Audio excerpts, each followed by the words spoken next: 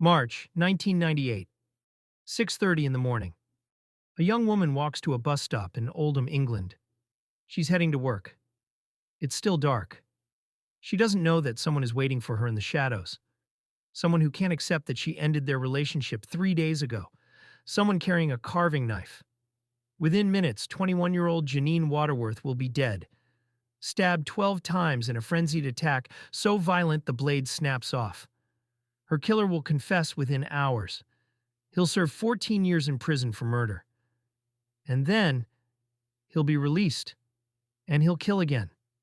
This is the story of Paul O'Hara, a man who murdered 2 women in 2 different decades. But more than that, it's the story of how a system designed to protect the public failed catastrophically. How warning signs were ignored. How a second victim was, in her sister's words, fed to the wolves by the very people supposed to protect her. How 2 brave police officers tried to save a woman's life and nearly died trying. And how 2 families are still fighting to make sure this never happens to anyone else.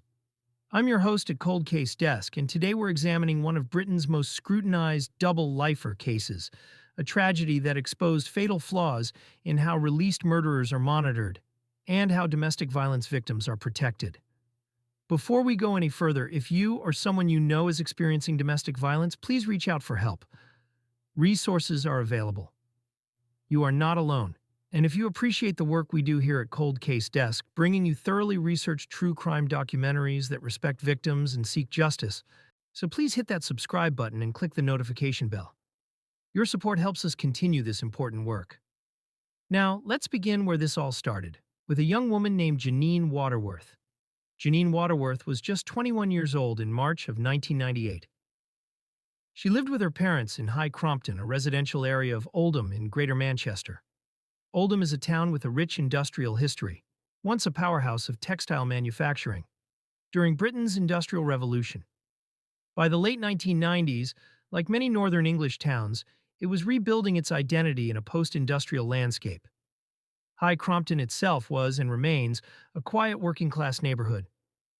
The kind of place where people know their neighbors, where children play in the streets, and where violence of any kind is shocking and rare.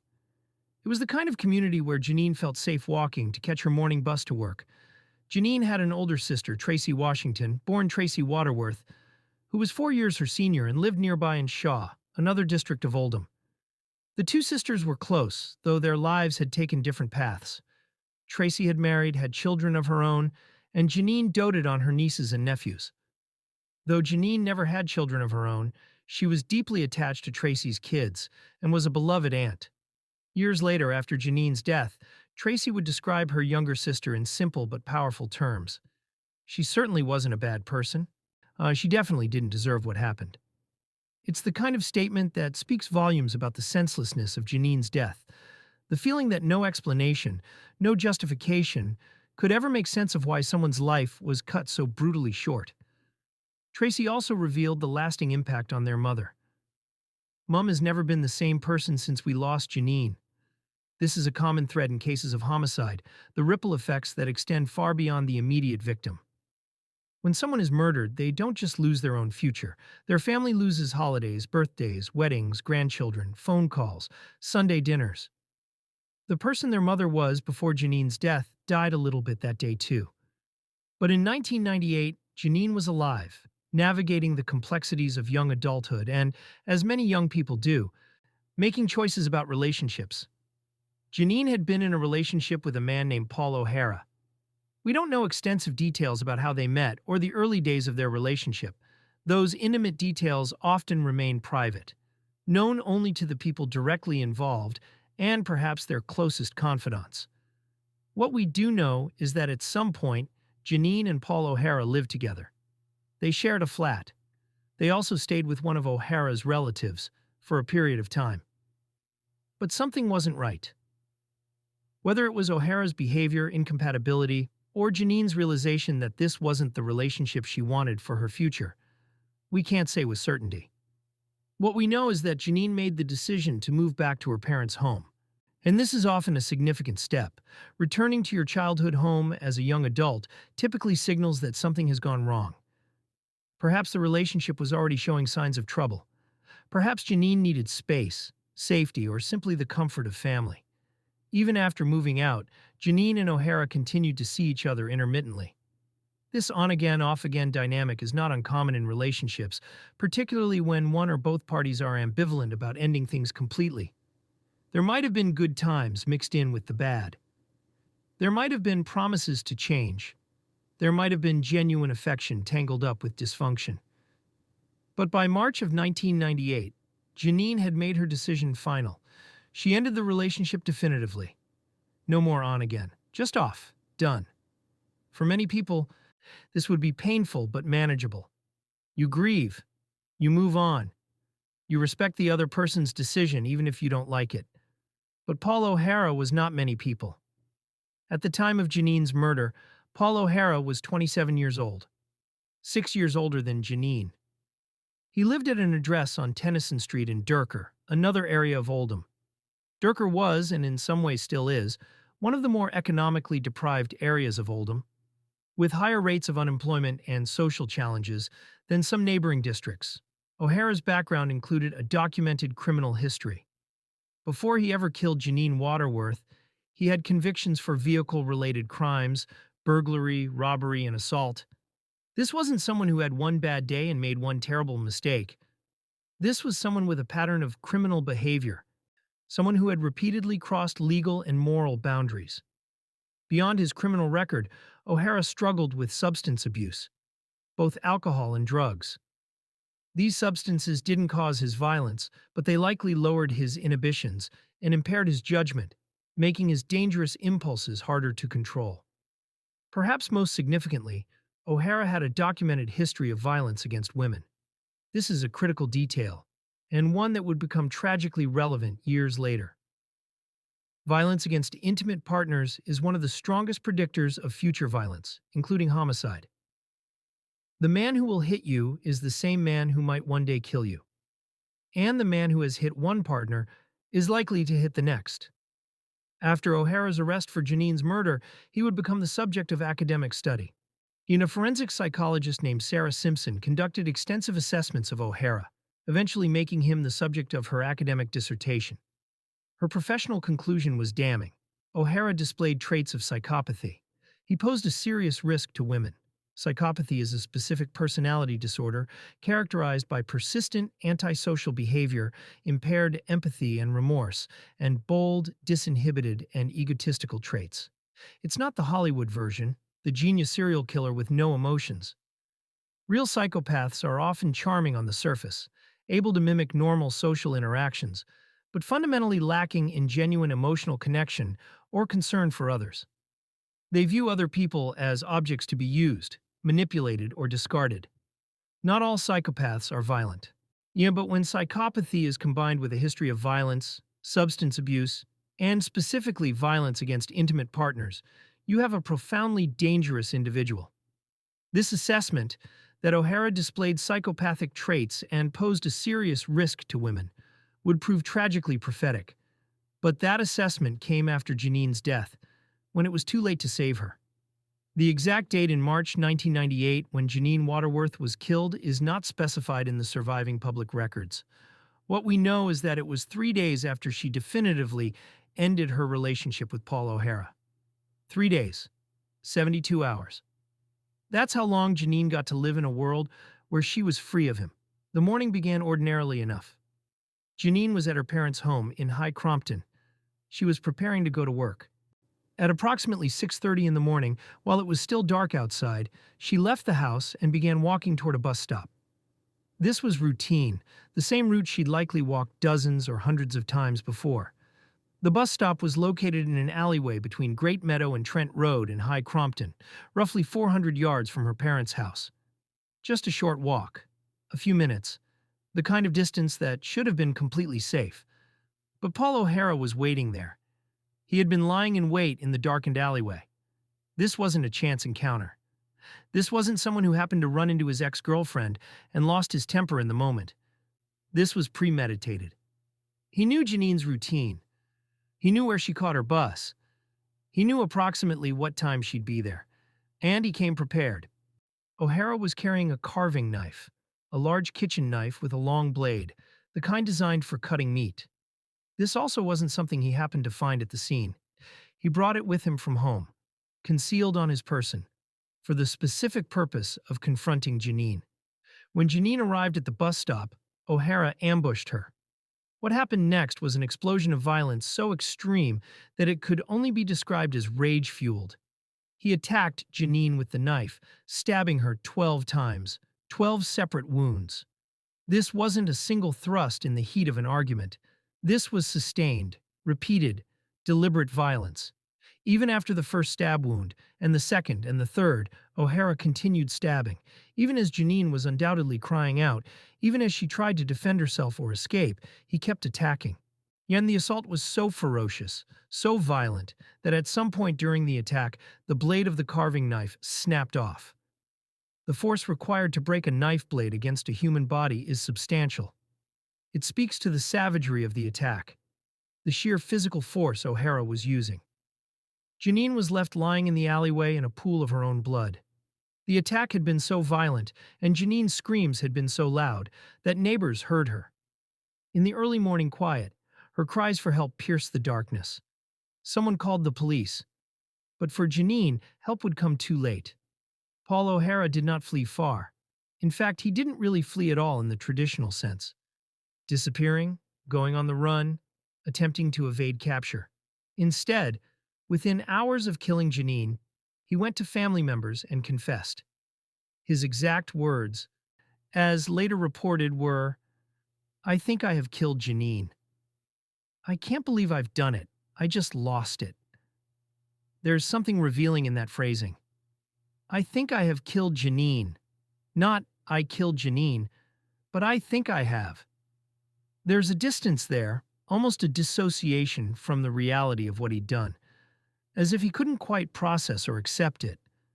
I can't believe I've done it. An expression of shock at his own actions. I just lost it. A phrase that attempts to explain, perhaps even excuse, by suggesting loss of control. But this wasn't loss of control. Loss of control is when you yell at someone in traffic. Loss of control is when you slam a door too hard. Bringing a knife to a location where you know your ex-girlfriend will be, waiting in the dark and stabbing her 12 times until the blade breaks, that's not loss of control. That's controlled, deliberate, sustained violence. Nevertheless, O'Hara's confession to family meant that when police arrived, they had a named suspect immediately. He was arrested the same day. There was no manhunt, no mystery about the perpetrator's identity, no forensic puzzle to solve. In formal police interviews, O'Hara admitted to killing Janine. He told investigators that he had lost his temper because he believed in a jealous rage that Janine was seeing someone else. Again, notice the language, lost his temper. As if anger is a natural force, like a storm, rather than something a person is responsible for controlling. As if jealousy justifies violence. This is a pattern we see repeatedly in intimate partner homicides. The killer frames his violence as something that happened to him rather than something he chose to do. Yeah, she made me angry. I couldn't help myself. I just snapped. These phrases attempt to shift responsibility from the perpetrator to the victim, or to abstract forces beyond anyone's control. But here's the reality. Most people who feel angry don't kill. Most people who feel jealous don't kill. Most people who experience heartbreak and rejection don't kill. The vast majority of people whose relationships end, even relationships that end badly, that end with betrayal or lies or heartbreak, do not respond with violence. They feel pain, certainly. They grieve. They're angry. But they don't bring a knife to a bus stop at dawn and stab their ex-girlfriend 12 times. The decision to kill is always a choice. Paul O'Hara chose to kill Janine Waterworth. Because O'Hara confessed so quickly, first to family and then to police, there wasn't a complex investigation in the traditional sense.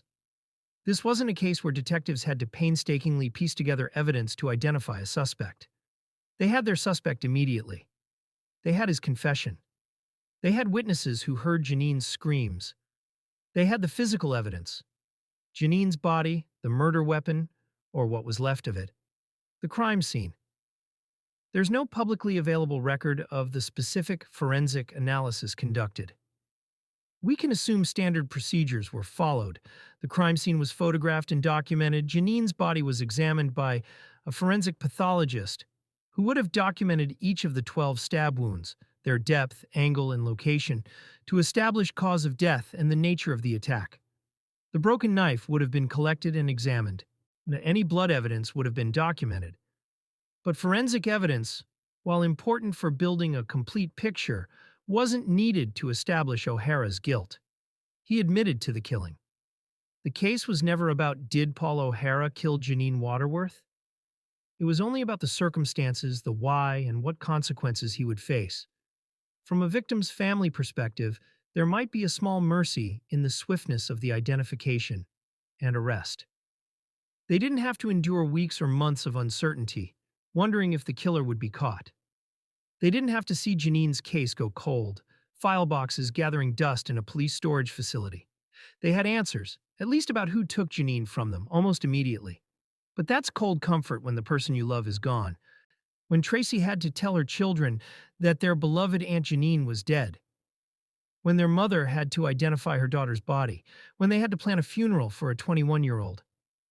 The case moved forward to prosecution. The Crown Prosecution Service reviewed the evidence and determined that charges would be filed. Paul O'Hara was charged with murder, the most serious charge in English criminal law. In England and Wales, murder is defined as unlawfully killing another person with intent to kill or cause grievous bodily harm. It carries a mandatory life sentence. Life doesn't necessarily mean the person will die in prison. We'll talk more about that shortly. But it means the sentence is indeterminate, with a minimum term to be served, and potential release only under strict license conditions with lifelong supervision. The trial was scheduled for November of 1998 at Manchester Crown Court. Manchester Crown Court is one of the major criminal courts in England, handling the most serious criminal cases from across Greater Manchester and sometimes from neighboring areas as well. The case would be heard by Judge Simon Fawcett, an experienced Crown Court judge. But as the trial approached, there was a development that would spare Janine's family the ordeal of a full trial.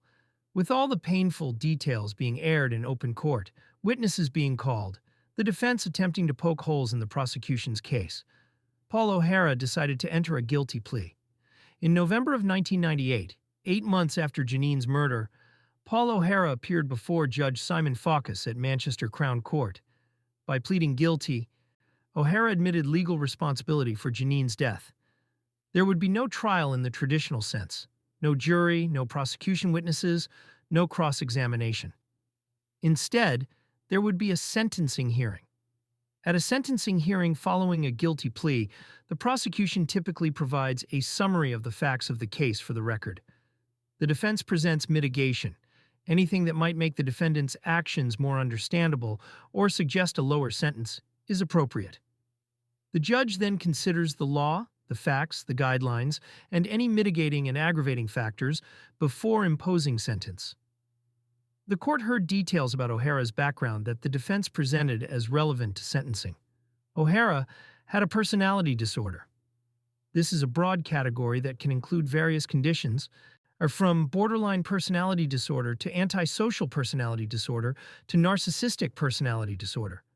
The specific diagnosis isn't detailed in the public record, but the mention of it suggests the defense was arguing this was a factor the court should consider. Additionally, the court heard that at the time of Janine's death, O'Hara was affected by drink, drugs, and sleep deprivation.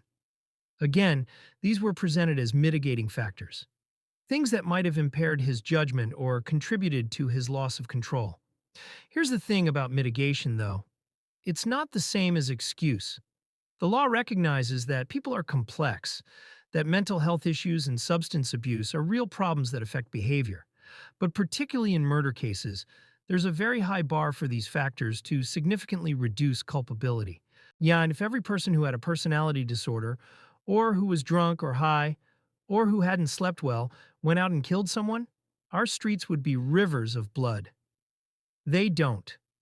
The vast majority of people dealing with mental health issues or substance abuse never harm anyone but themselves. So while the court heard these factors and no doubt considered them, they didn't fundamentally change the nature of what O'Hara had done. He had brought a knife to an alleyway. He had waited for his ex-girlfriend. He had stabbed her 12 times until the blade snapped.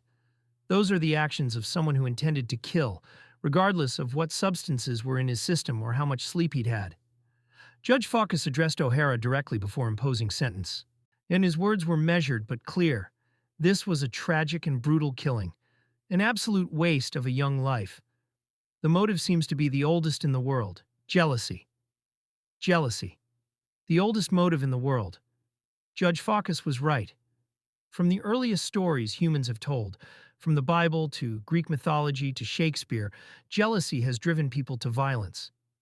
Cain and Abel, Medea, Othello, and countless real people whose names we know and whose names we don't. But understanding the motive doesn't make it excusable. Jealousy might explain why O'Hara killed Janine, but it doesn't justify it. Nothing justifies it. Judge Fawkes imposed the only sentence available for murder: life imprisonment. Now, this is a point that confuses a lot of people, particularly those not familiar with the British criminal justice system. When we say life imprisonment, most people assume that means the person will spend the rest of their natural life in prison. They'll die behind bars. That's what life means, right? But in practice, in the British system as it operated in the late 1990s, life imprisonment meant something different. Yes, the sentence was technically for life. O'Hara would remain under sentence for the rest of his life. But he would not necessarily spend his entire life in prison. Instead, he would serve a minimum term, sometimes called the tariff, determined by the judge. This is the minimum period he must spend in custody before he can be considered for parole. After serving the minimum term, O'Hara could apply to the parole board for release. The parole board would assess whether he was safe to release back into the community. And if they determined he was no longer a risk to public safety, he could be released on life license, meaning he'd be free but under strict conditions and lifelong supervision. He'd have to meet regularly with a probation officer. He'd have to inform authorities of changes in his address or employment. He'd have restrictions on his activities. And critically, if he breached any condition of his license or was seen to pose a renewed risk, he could be immediately recalled to prison without trial. That's the theory anyway. Life license is supposed to mean that even though a convicted murderer is physically outside prison walls, the system still has its eyes on them, still has the power to pull them back in at the first sign of trouble. This system is based on a belief, or perhaps a hope, in rehabilitation. The idea that people can change. That someone who committed murder at 27 might, after years of reflection, education, therapy, and supervision, become safe to reintegrate into society. That prison isn't just about punishment, but also about transformation. It's a philosophically generous idea. And sometimes maybe it works. There are probably people who were released after serving life sentences who never reoffended, who spent the rest of their lives as law-abiding citizens, who found ways to atone for their crimes and contribute positively to society. But sometimes, too often, it doesn't work. Sometimes the system releases people who aren't safe. Sometimes supervision is inadequate. Sometimes warning signs are missed or ignored. Sometimes people don't change. They just get better at hiding who they really are. And sometimes people kill again. And for Janine's family, the guilty plea and life sentence must have been bittersweet at best. On one hand, there was justice. O'Hara was held accountable. He admitted his guilt. He would go to prison. They wouldn't have to endure a trial where his defense lawyers tried to argue he was somehow less culpable. They wouldn't have to sit through the prosecution describing in clinical detail exactly how Janine died. But on the other hand, life would never be normal again. Birthdays, Christmas, family gatherings, there would always be someone missing. Their mother would never be the same. And somewhere in the back of their minds must have been a terrible knowledge. Someday, perhaps, Paul O'Hara would be released. And when that day came, where would justice be for Janine then? Tracy Washington, Janine's sister, would later speak publicly about her feelings about the release system. In 2018, she told the Oldham Chronicle, "The parole officers are supposed to be watching these people and how they're rehabilitating properly, but they don't. They haven't got the powers or the people to do that properly." She also said something even more chilling. If you can kill somebody once, it must be far easier to do it a second time. At the time she said that, she was speaking from experience, because by 2018, Paul O'Hara had been released from prison, and he had indeed killed again. But we're getting ahead of ourselves. Let's return to November 1998. Paul O'Hara was sentenced to life imprisonment. He was taken into custody to begin serving his sentence, and Janine Waterworth was laid to rest by her grieving family. And for the next 14 years, O'Hara would be behind bars. 14 years is a long time. It's time enough for children to be born and reach adolescence. Time enough for someone to complete multiple university degrees. Time enough, supposedly, for someone to reflect on what they'd done, to change, to rehabilitate. But as we'll see in part 2, 14 years in prison didn't change Paul O'Hara. It didn't make him less dangerous. And when the system decided he was safe to release, when they sent him back out into the world on life license, he would find another woman, another relationship. And the pattern would repeat. Before we continue to part 2, I want to remind you, if you're finding this documentary valuable, please hit that like button. It helps other people discover this content. And if you haven't already subscribed to Cold Case Desk, please do so now. We bring you deeply researched, respectful true crime content that honors victims and seeks to understand how these tragedies happen so we can prevent future ones. After serving approximately 14 years for the murder of Janine Waterworth, Paul O'Hara was released from prison in April of 2012. He was now 41 years old. He'd spent from age 27 to age 41 behind bars, arguably some of what might have been the prime years of his life. The parole board, after reviewing his case, determined that he was suitable for release on life license. We don't have access to the specific details of the parole board's deliberations. Those proceedings are confidential. But we know they would have considered several factors: his behavior in prison, any educational or therapeutic programs he'd completed, assessments from prison psychologists and other experts about his risk level, and whether he had a release plan including housing and employment prospects. The fact that he was released suggests the parole board believed O'Hara had made progress, that he demonstrated insight into his offense, that he presented a manageable level of risk to the community. They believed he could be safely supervised in the community under life license conditions. But here's a crucial detail.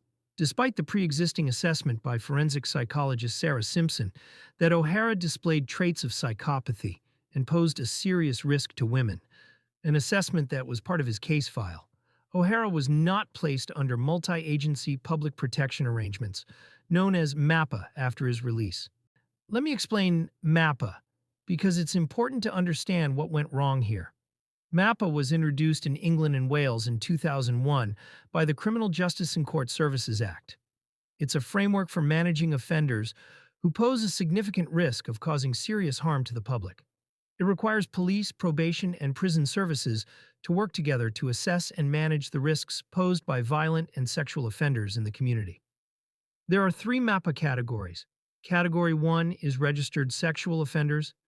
Category 2 is violent offenders and other sexual offenders who haven't triggered registration. And Category 3 is other dangerous offenders, whose crimes didn't fit the first 2 categories, but who still pose a risk of serious harm. O'Hara absolutely should have been a MAPA case. He was a convicted murderer. Sir, he'd killed an intimate partner in a jealous rage. He'd been assessed as having psychopathic traits and posing a serious risk to women.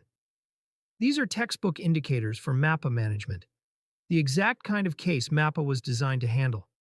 But he wasn't managed under MAPA. Why not? The public record doesn't give us a clear answer. It might have been a bureaucratic error, a tick box not ticked on the right form. It might have been a failure of communication between agencies.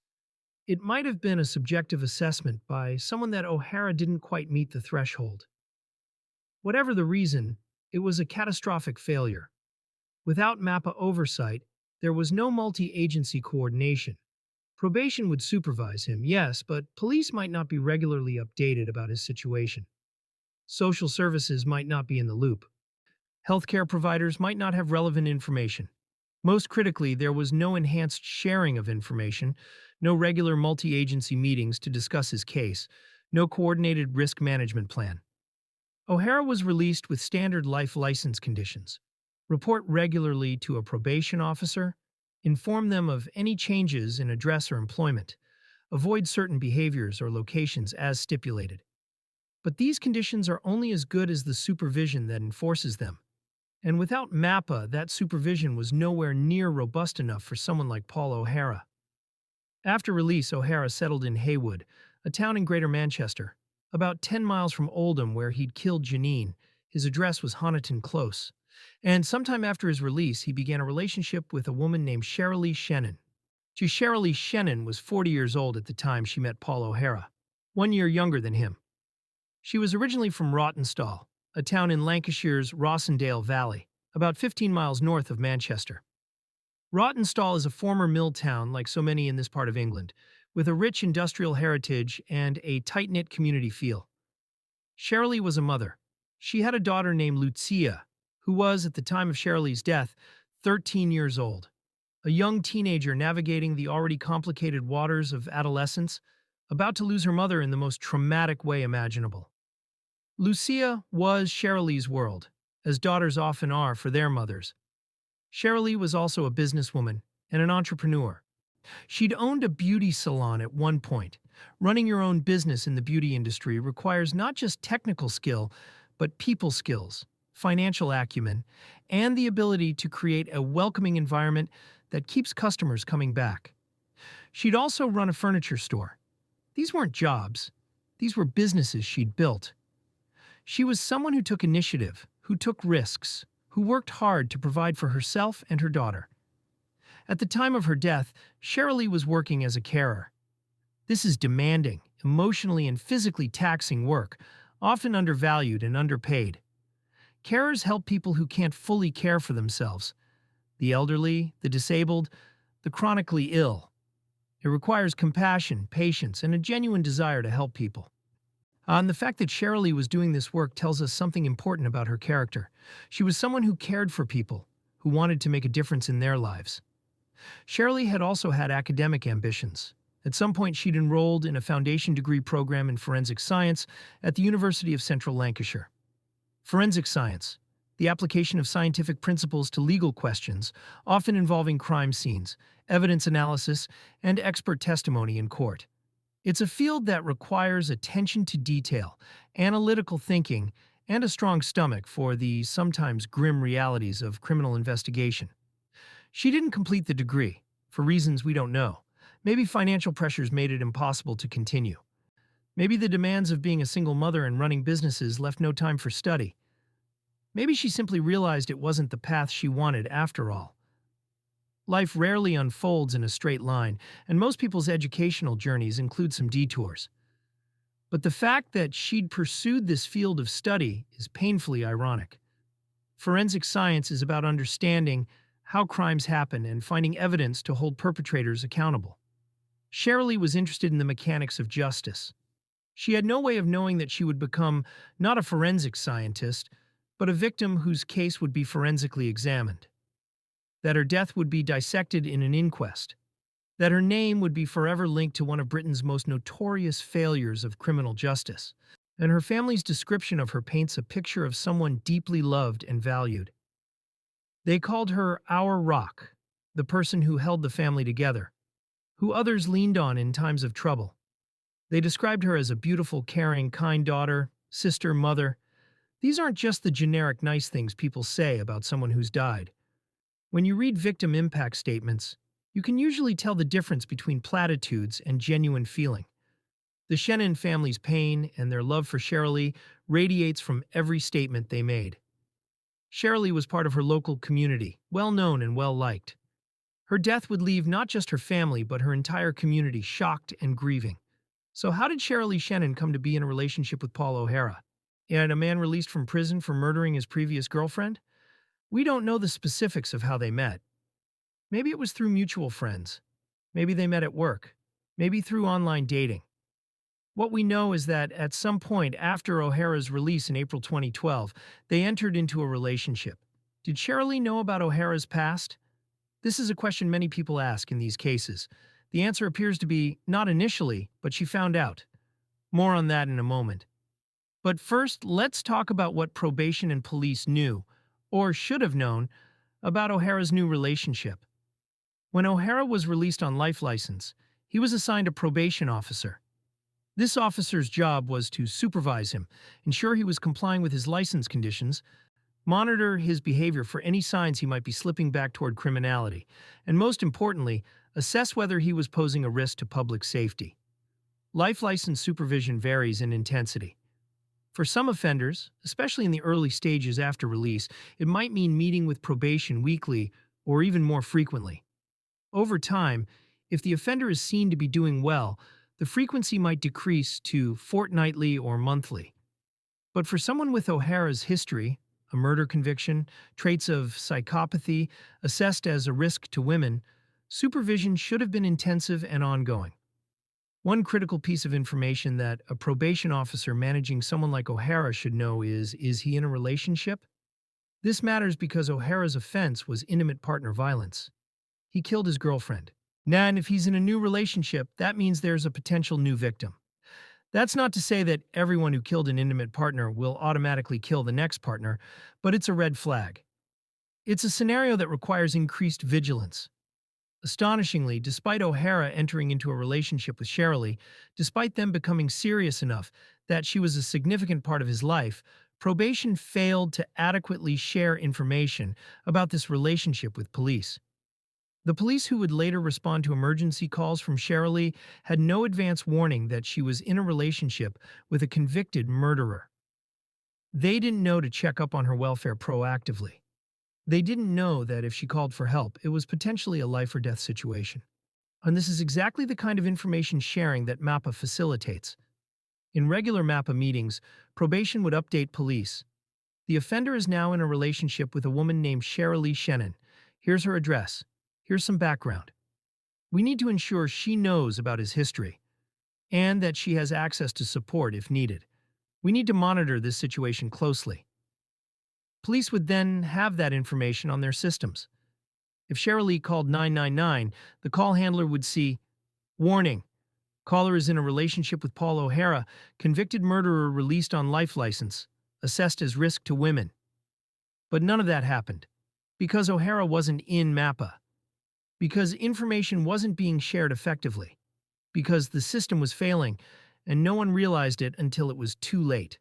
So in November 2013, 1 year and 7 months after O'Hara's release from prison, warning signs began to appear that Cherylee was in danger.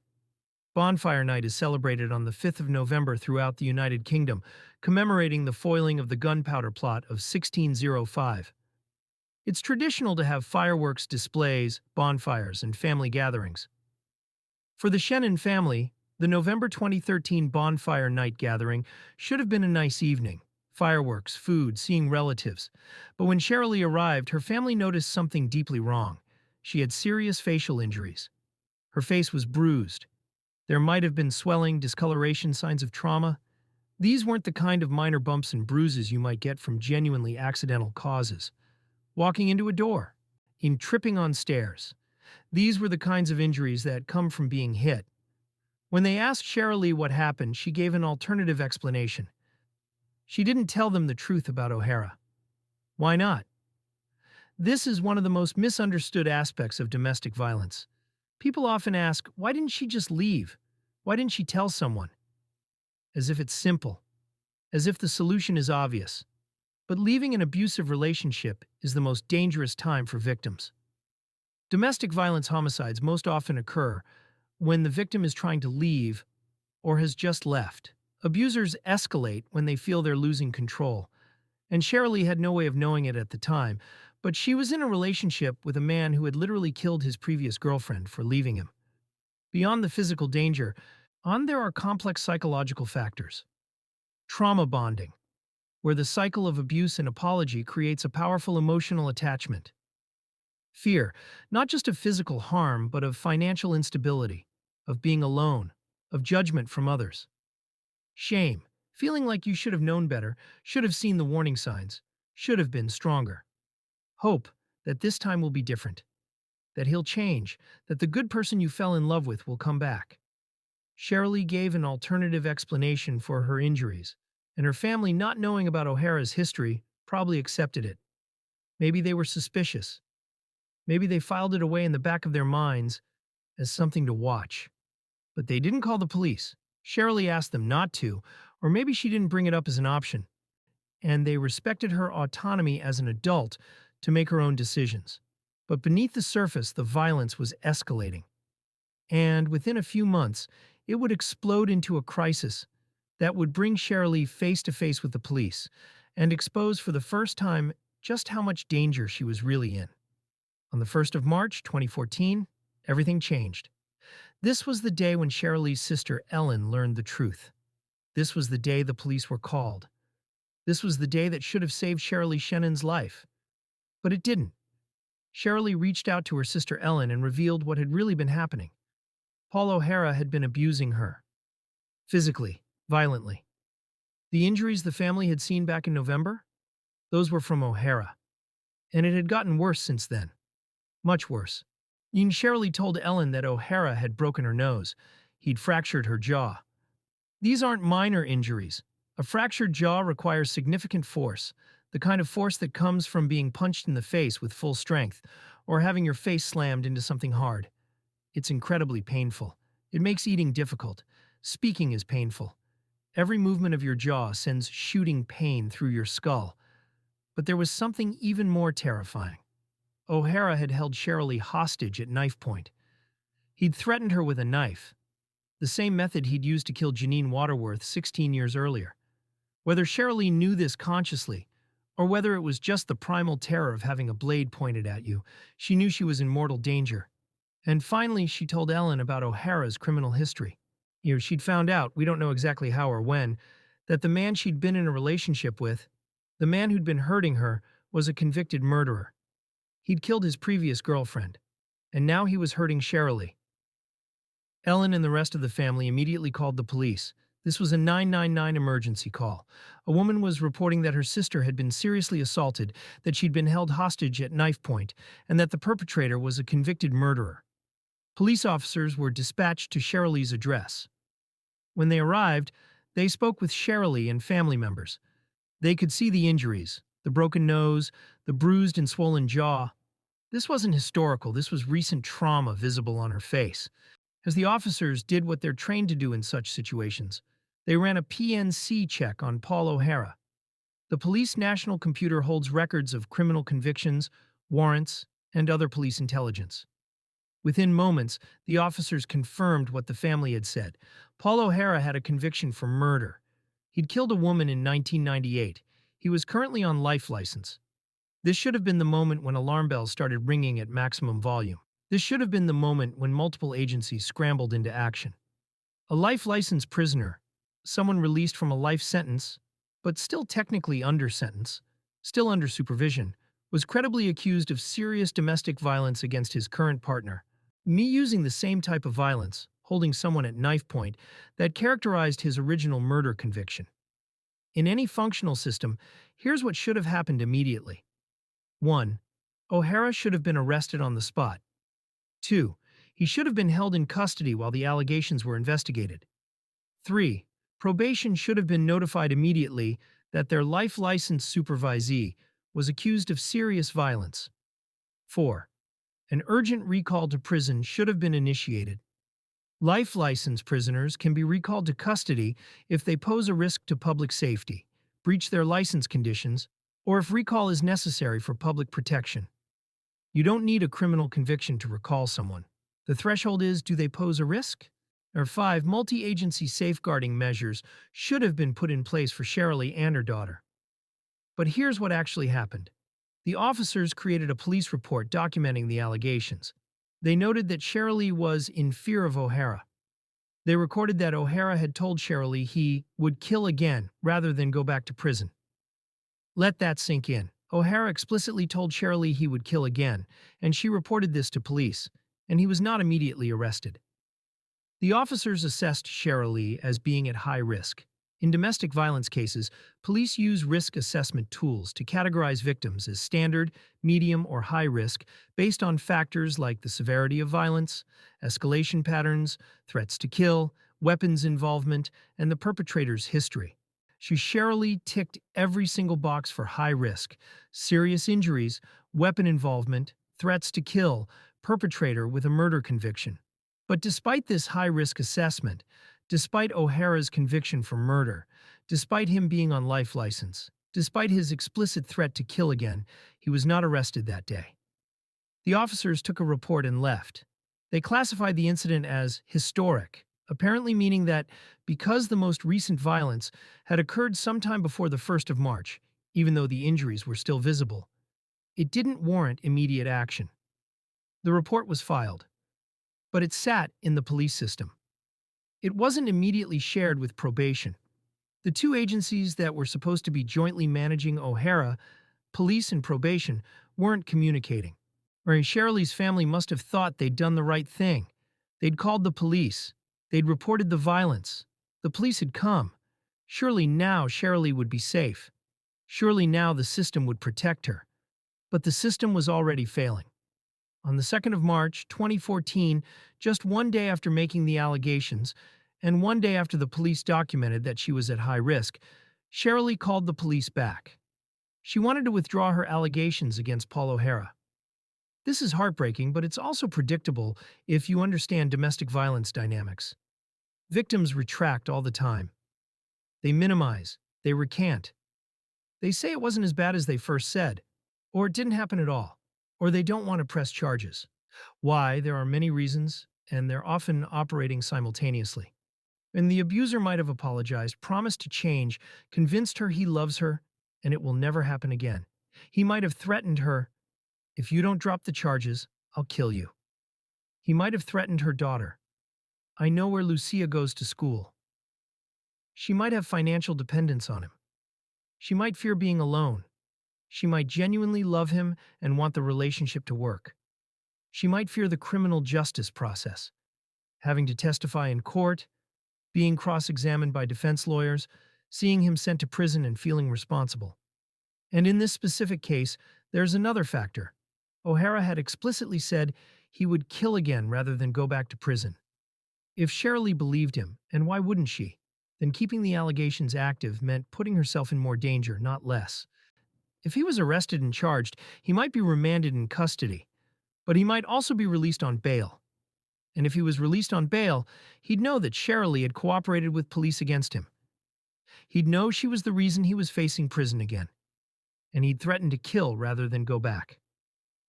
From Cherylee's perspective, dropping the allegations might have seemed like the safest option. Keep the peace. Don't provoke him. Maybe he'll calm down. Maybe it will be okay. The police accepted her retraction. And here's another failure. They should have been trained to recognize that retractions in domestic violence cases, especially high-risk cases, are often the result of intimidation or fear. The retraction itself should have been a red flag that Cherylee was in danger, not a reason to close the case. On the 3rd of March, 2014, domestic violence officers attended Cherylee's home for a follow-up visit. These are specialist officers trained in handling domestic abuse cases with sensitivity and understanding. Their job is to build trust with victims, provide information about support services, assess ongoing risk, and try to keep victims engaged with the protective services available to them, even if they're not ready to support a prosecution. The officers sat down with Cherylee to discuss the situation. Cherylee confirmed that she wanted to withdraw the allegations. She was exercising her right as an adult to make that decision. The officers, having accepted the retraction, didn't push back aggressively. But here's the thing that makes this scene almost unbearably tragic. While these domestic violence officers were sitting in Cherylee's home, talking with her about Paul O'Hara's violence, Paul O'Hara himself was hiding in a cupboard in the same room. He was there, listening, controlling, making sure Cherylee said the right things, making sure she stuck to the story, making sure she didn't reveal anything that would get him arrested. The officers didn't know. They had no reason to search the property. Cherylee appeared to be alone and was speaking freely. Or so it seemed.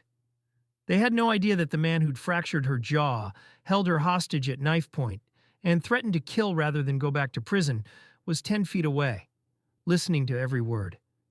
This detail, O'Hara hiding in the cupboard, tells you everything you need to know about the level of control he had over Cherylee, and the level of deception he was willing to employ to avoid consequences.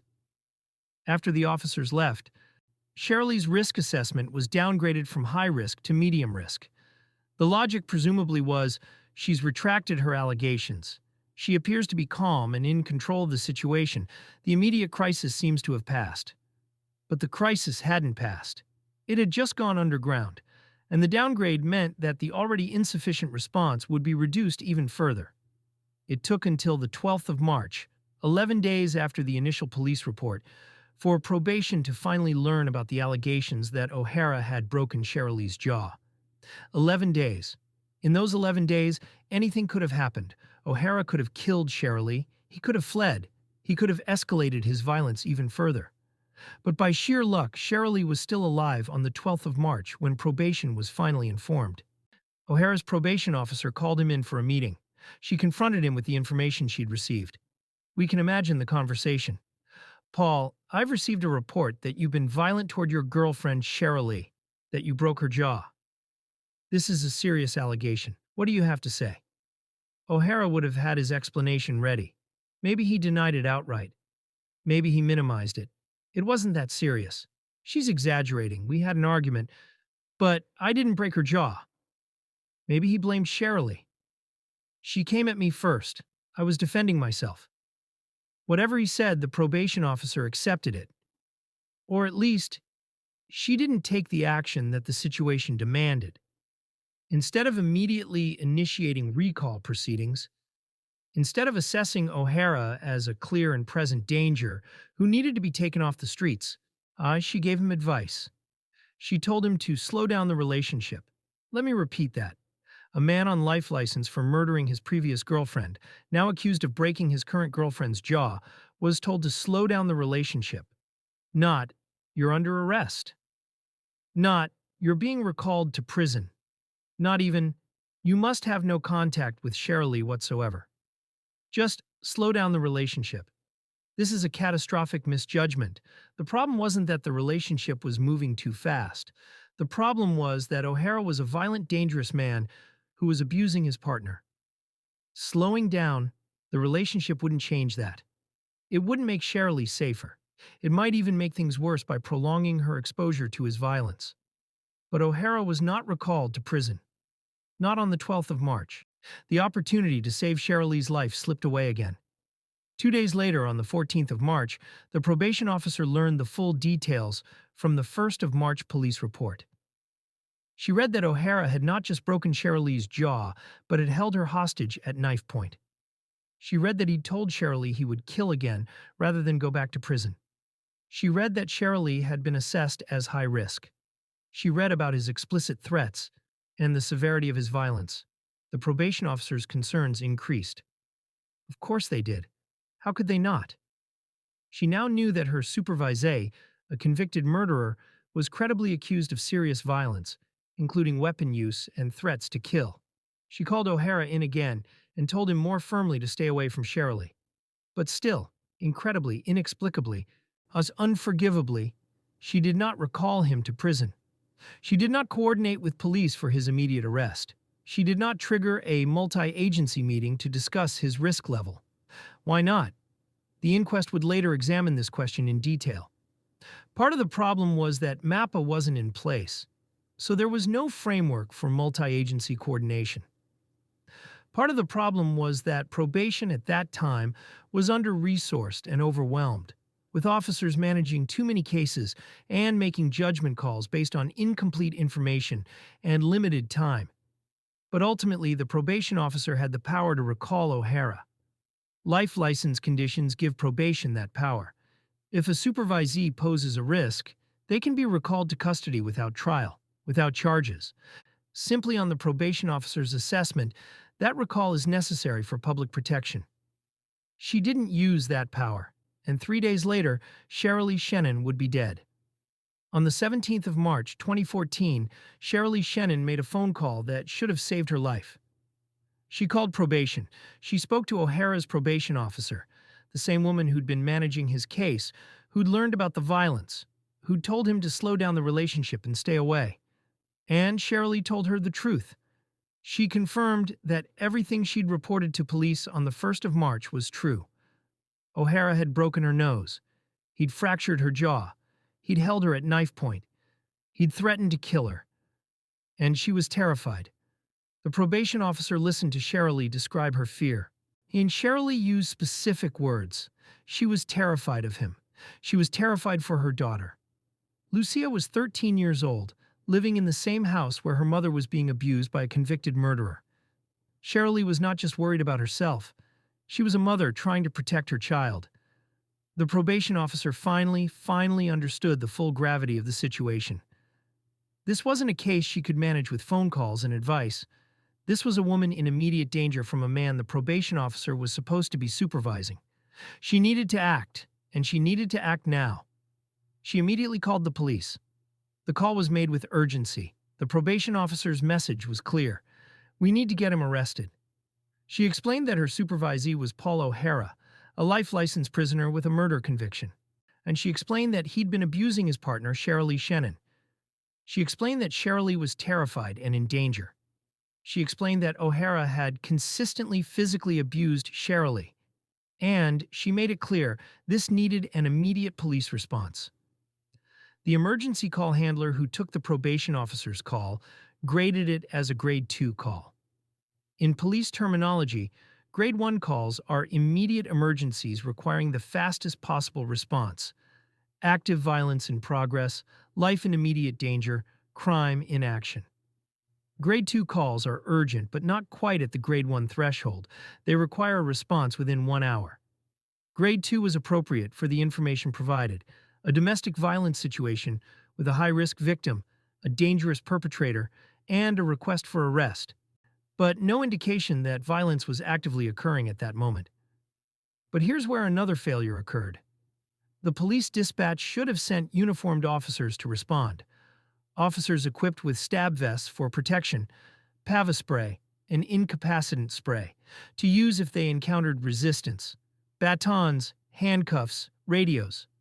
Uniformed officers responding to arrest a violent offender, especially one with a murder conviction, would come prepared for confrontation. Instead, the response was assigned to 2 domestic violence detectives, Detective Sergeant Damian McAllister and Detective Constable Karen Kenworthy. These were experienced, dedicated officers who specialized in domestic abuse investigations. They were skilled at interviewing victims, gathering evidence, and building cases for prosecution. But they were detectives, and not response officers. They attended in plain clothes. They carried only a single baton between them. No stab vests, no pava spray, no protective equipment. And crucially, they attended more than 1 hour after the call was made, a breach of the Grade 2 response time requirement. This was a resourcing failure and a dispatch failure. The right response to a call about arresting a life license murderer accused of ongoing domestic violence should have been at minimum 2 uniformed officers, properly equipped, arriving promptly. Ideally, it should have been more: a coordinated arrest operation with multiple officers, a plan for taking O'Hara safely into custody, and welfare arrangements for Cherylee and her daughter. But that's not what happened. Instead, 2 detectives without protective equipment arrived at Cherylee's address at Hardman Avenue in Rottenstall in the middle of the afternoon on the 17th of March. And Paul O'Hara was waiting for them.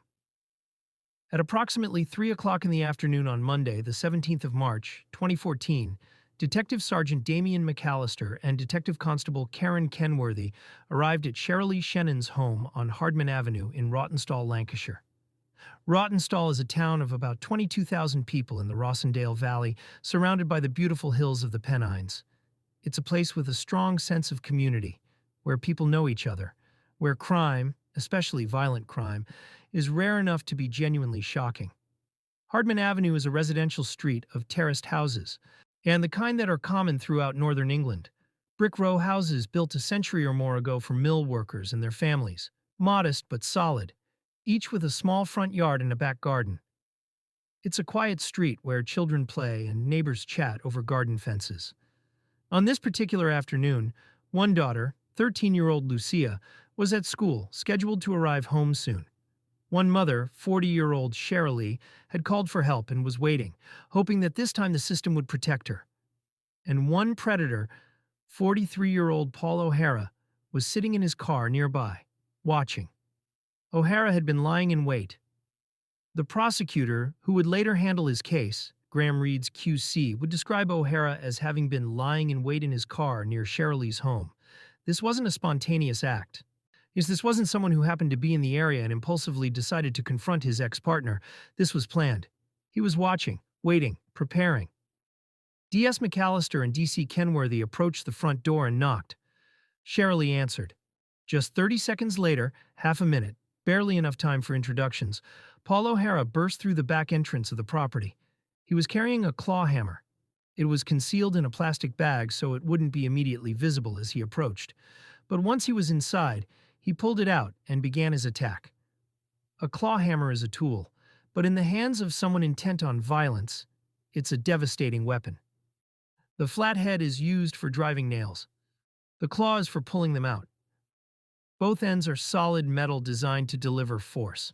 A blow from a claw hammer to the head can fracture skulls, cause traumatic brain injuries, kill. O'Hara had come to kill Cherylee. There's no other reasonable interpretation. He didn't bring the hammer to scare her. He didn't bring it to threaten her. He brought it to beat her to death. And he would have succeeded if not for the courage of two police officers who put themselves between him and his intended victim. What happened in the next few minutes was chaos and terror, but it was also extraordinary bravery. Detective Sergeant Damian McAllister physically placed himself between Paul O'Hara and Cherylee Shennan. A police officer's job includes confronting danger. It's what they sign up for. But there's a difference between responding to a reported burglary and deliberately making yourself a target to protect someone else. McAllister saw a man with a hammer attacking a woman, and he didn't hesitate. He stepped between them. O'Hara struck McAllister repeatedly over the head with the claw hammer. The detective suffered serious injuries that would require 20 stitches to close. Think about that for a moment. 20 stitches. That's not a single blow. That's multiple blows to the head, causing multiple lacerations, bleeding profusely. The kind of injuries that, in another context, might easily have been fatal. While O'Hara was attacking D.S. McAllister, D.C. Karen Kenworthy took action. She called for emergency backup on her radio, requesting immediate armed response, ambulances, additional units. Code red. Officer under attack. And then she grabbed the baton, the single defensive weapon they had between them, and struck O'Hara with it, and trying to get him to stop attacking her colleague. The baton strikes had some effect. O'Hara's attention shifted. Cherylee, seeing a brief window of opportunity, broke free and ran for the door. D.S. McAllister, despite his injuries, despite blood pouring from his head, ran with her. They fled into the street, Cherylee, a terrified woman running for her life, and McAllister, an injured officer trying to protect her. But they couldn't run fast enough.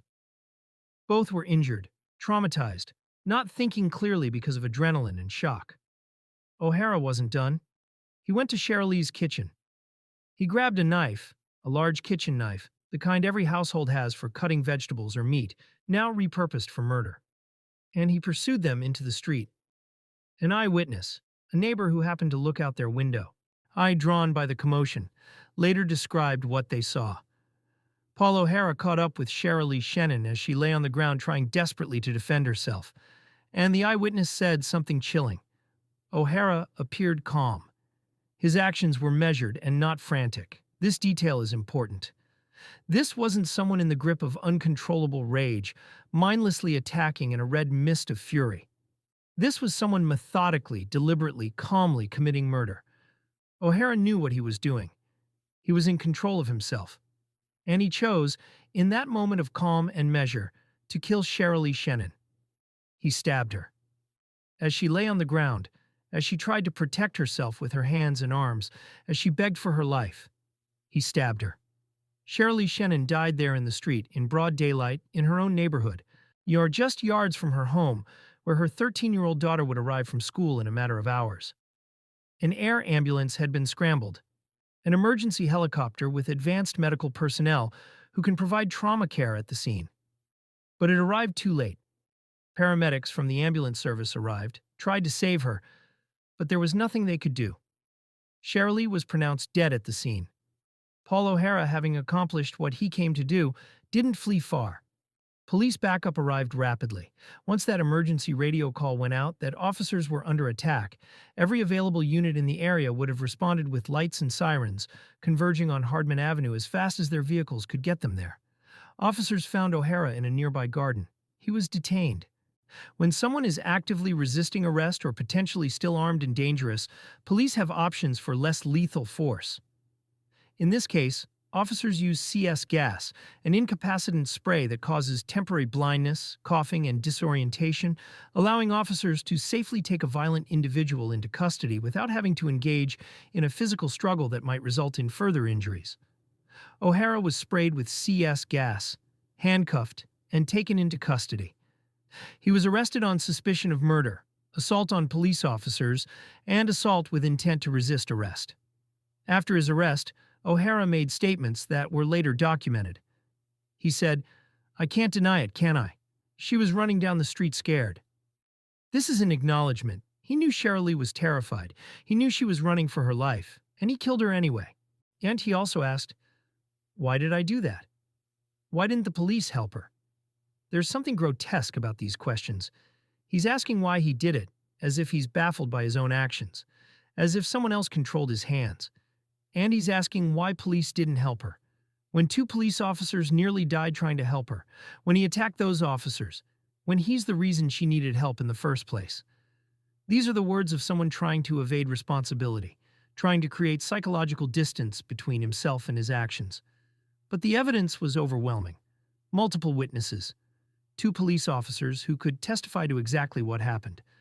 Physical evidence, the hammer, the knife, Cherylee's body, and his own statements acknowledging what he'd done.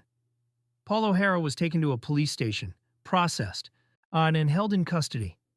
The next day, the 18th of March, he was formally charged with murder, Section 18 wounding with intent to cause grievous bodily harm regarding D.S. McAllister, and assault with intent to resist arrest regarding D.C. Kenworthy. He would not be released on bail. He would remain in custody pending trial. And this time, there would be no second chance. This time, there would be no possibility of parole. Rottenstall is a small town. When something like this happens, a woman murdered in her own street in broad daylight, everyone knows about it within hours. The news spread quickly. Cherylee Shennan, well-known local businesswoman and carer, mother to Lucia, had been killed. A man had been arrested. For Cherylee's family, the next hours and days must have been a nightmare beyond comprehension. Her mother, Betty Roberts, had to absorb the fact that her daughter was dead, murdered. Her sister Chivone had to process that her sister, the person she'd grown up with, shared a childhood with, loved and fought with and laughed with, was gone forever. Her other family members had to grapple with sudden, violent, senseless loss. And 13-year-old Lucia came home from school to find police tape across her street, police cars everywhere, officers who had to tell her that her mother was dead. A child lost her mother in the worst possible way. She didn't just lose Cherylee to illness or accident, losses that are also devastating, but at least allow for some psychological processing. She lost her mother to murder, to violence, to a man who'd pretended to care about them. Lucia's whole life changed in an instant. She'd have to live with relatives now. Then she'd have to navigate grief while also navigating adolescence. She'd have to grow up without her mother at her graduation, her wedding, the birth of her own children. Every milestone, every achievement, every moment of joy for the rest of her life would be tinged with the sadness of, "I wish Mom could see this." The community rallied around the family, as communities do. There would have been flowers left at the scene. Candles, teddy bears, cards with messages of condolence. Neighbors bringing food to the family home because when tragedy strikes, people don't know what to say, but they know how to cook, how to offer small gestures of care. But alongside the grief and shock, there was anger. Because this didn't have to happen. People in Rottenstall learned that the man who killed Cherylee was a convicted murderer who'd been released from prison, that he'd killed before, that police had known he was violent toward Cherylee, that he'd been reported, and nothing had been done. The question on everyone's mind was simple and devastating. Why? Why was he free? Why wasn't he stopped? Why did Cherylee have to die? Those questions would be formally examined in an inquest 5 years later. But first, there was a trial to get through. D.S. Damian McAllister required immediate medical treatment for his head injuries. 20 stitches is significant trauma. He would have been taken to hospital, examined by doctors, had his wounds cleaned and closed, been monitored for signs of concussion or more serious traumatic brain injury. He'd have been told to rest, and to watch for symptoms like severe headaches or dizziness that might indicate complications. But what struck people who knew D.S. McAllister was his reaction to what happened. He wasn't primarily concerned about his own injuries. He was devastated that he hadn't been able to save Cherylee. In statements later, it was noted that he felt more upset that he hadn't been able to get her away than about his own injuries. This is the mark of someone who truly cares about protecting others. He'd put himself in harm's way, literally used his own body as a shield, and taken a beating that could easily have killed him. But because the outcome was that Cherylee died anyway, he felt he'd failed. He hadn't failed, the system failed, but officers like D.S. McAllister carry that weight anyway. Named D.C. Karen Kenworthy described the incident as the most frightening and horrific in her 22 years of policing. 22 years.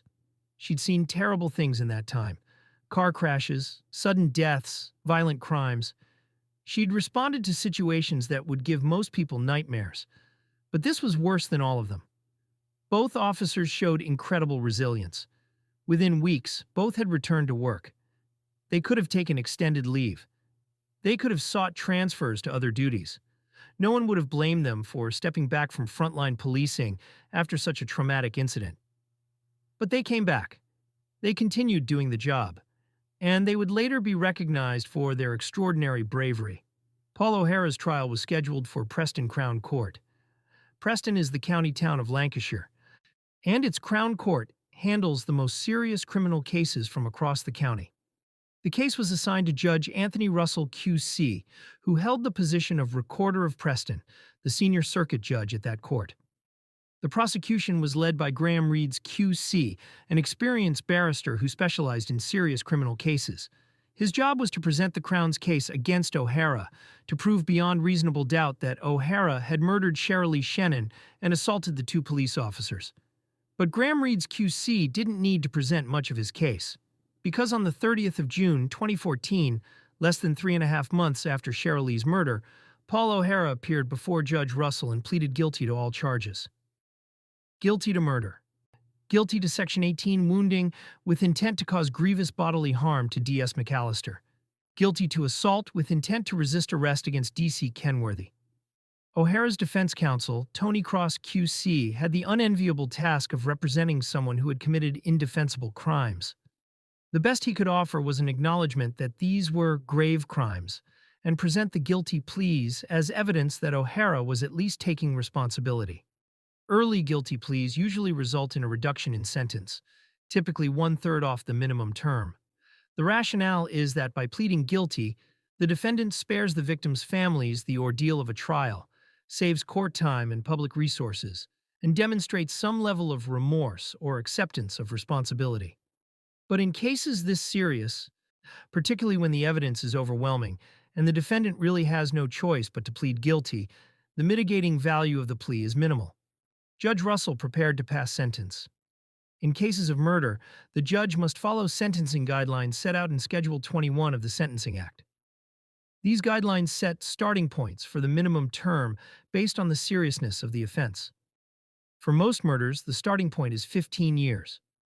For murders involving weapons brought to the scene, the starting point is 25 years. For murders of police officers on duty or involving sexual or sadistic conduct, the starting point is a whole life order. But there's another category, murders committed by someone who has already been convicted of murder.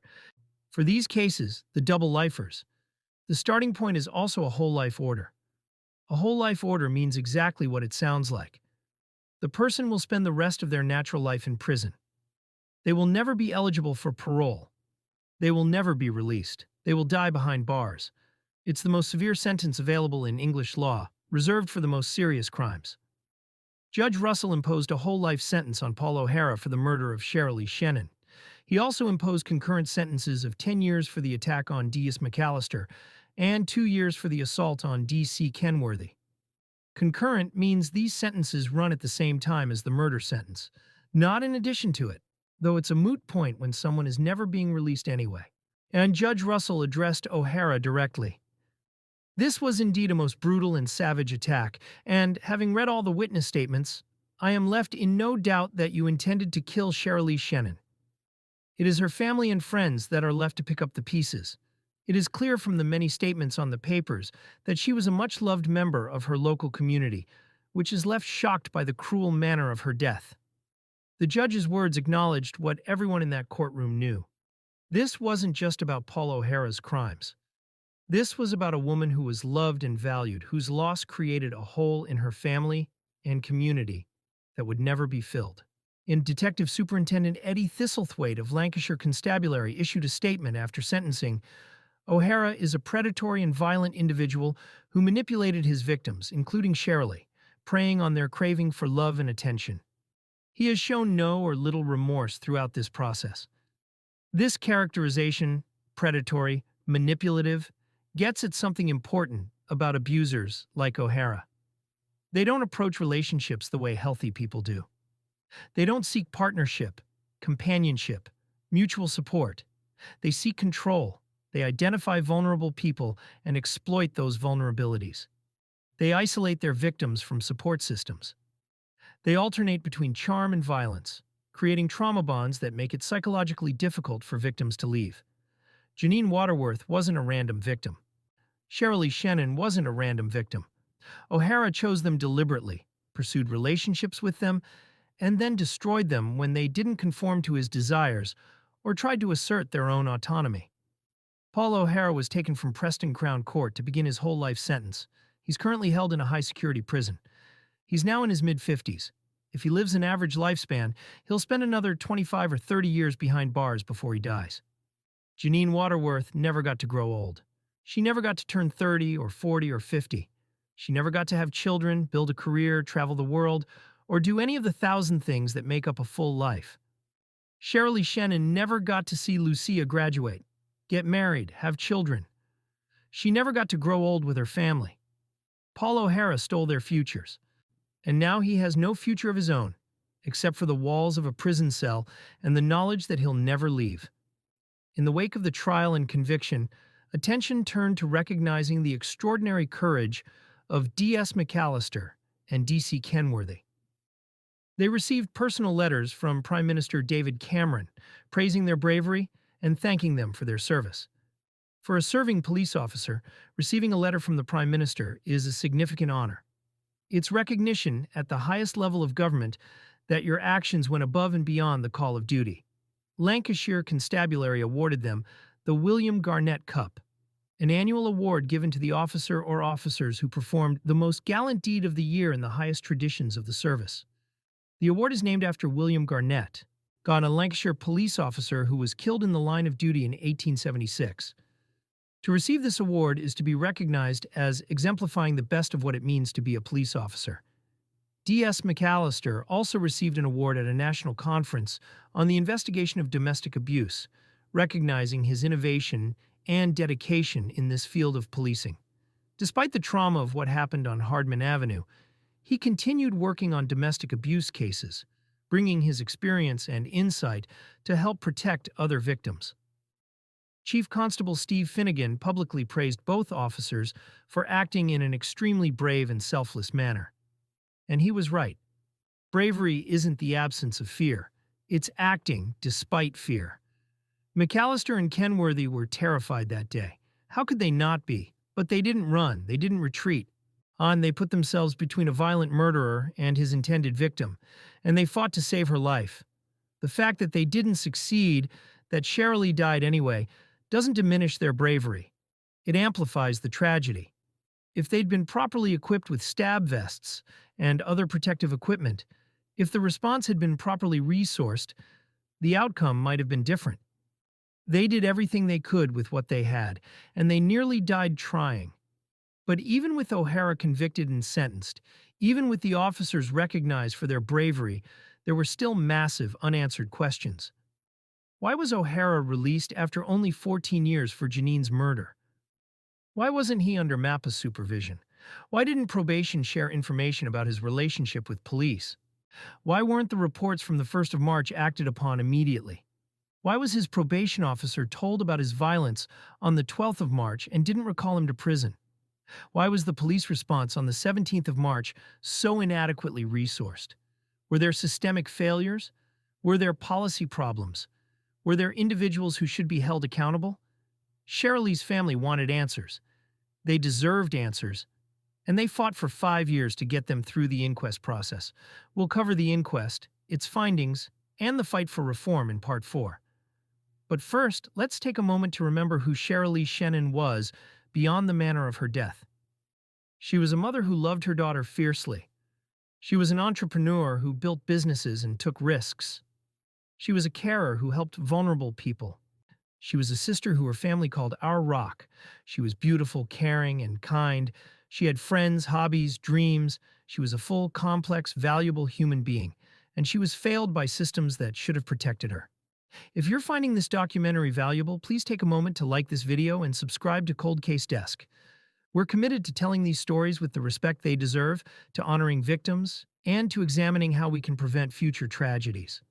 In Part 4, we'll examine the inquest into Cherylee's death, the jury's damning findings, and the family's fight for justice and reform.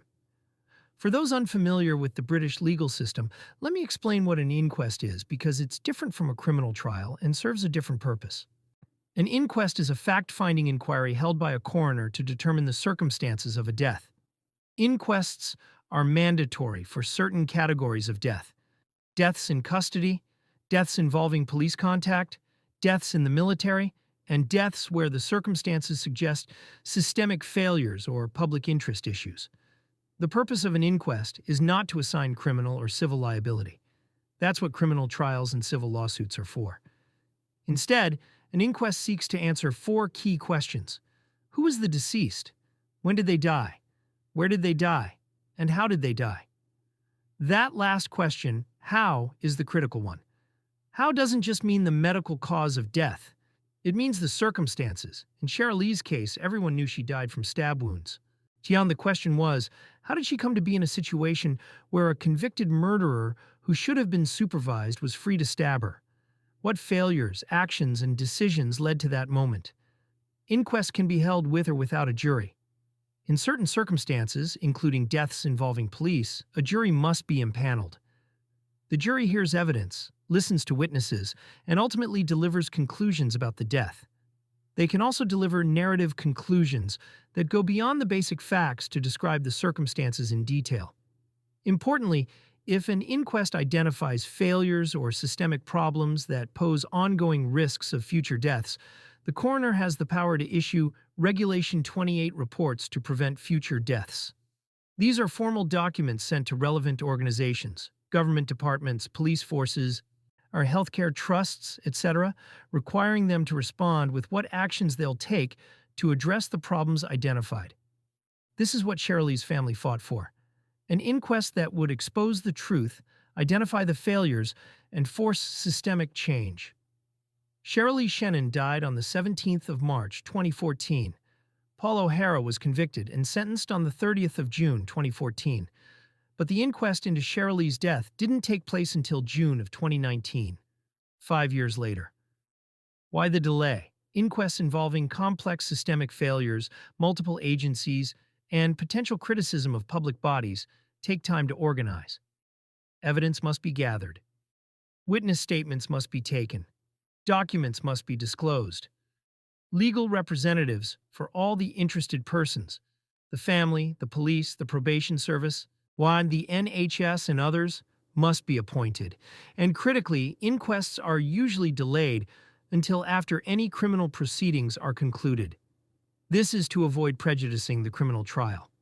If an inquest were held first and made findings about what happened, it might be difficult for the criminal defendant to get a fair trial. So typically, the inquest waits until the criminal case is finished. But waiting 5 years for answers is agonizing for families.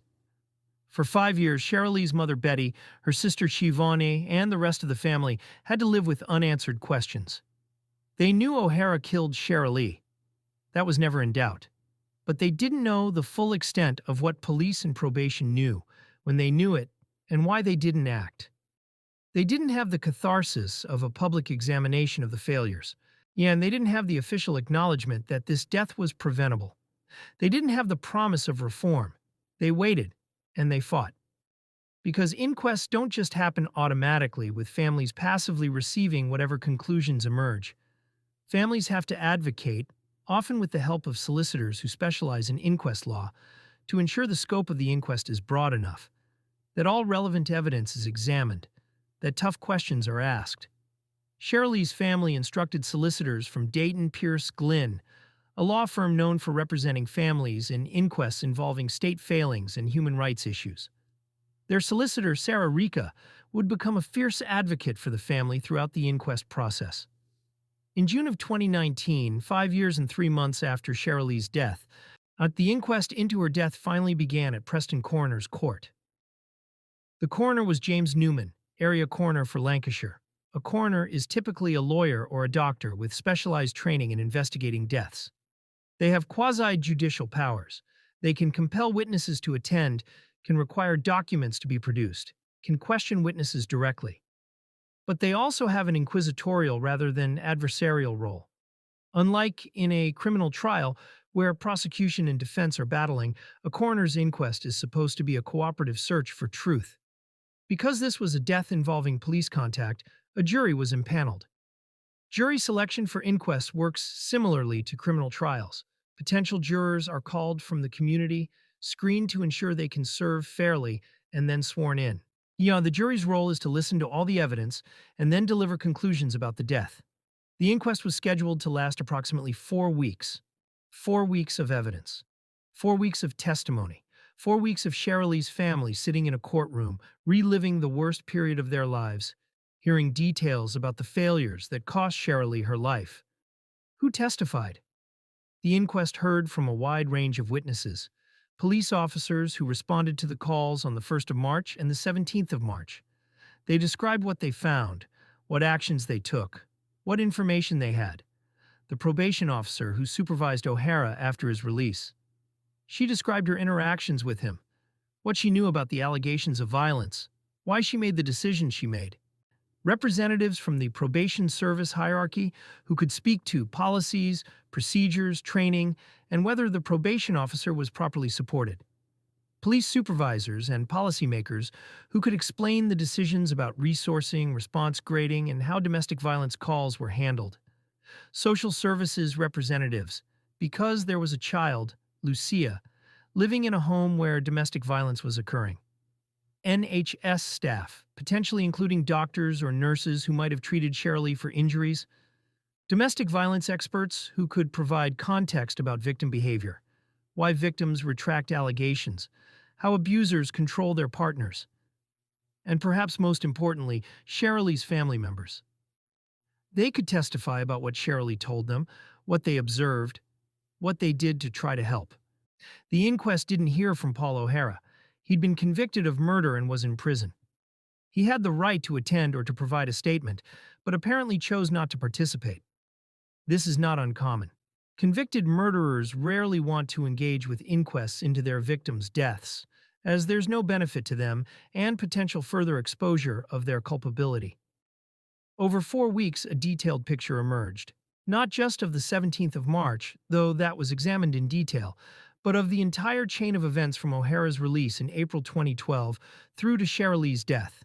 The jury heard about the assessment that O'Hara had psychopathic traits and posed a risk to women.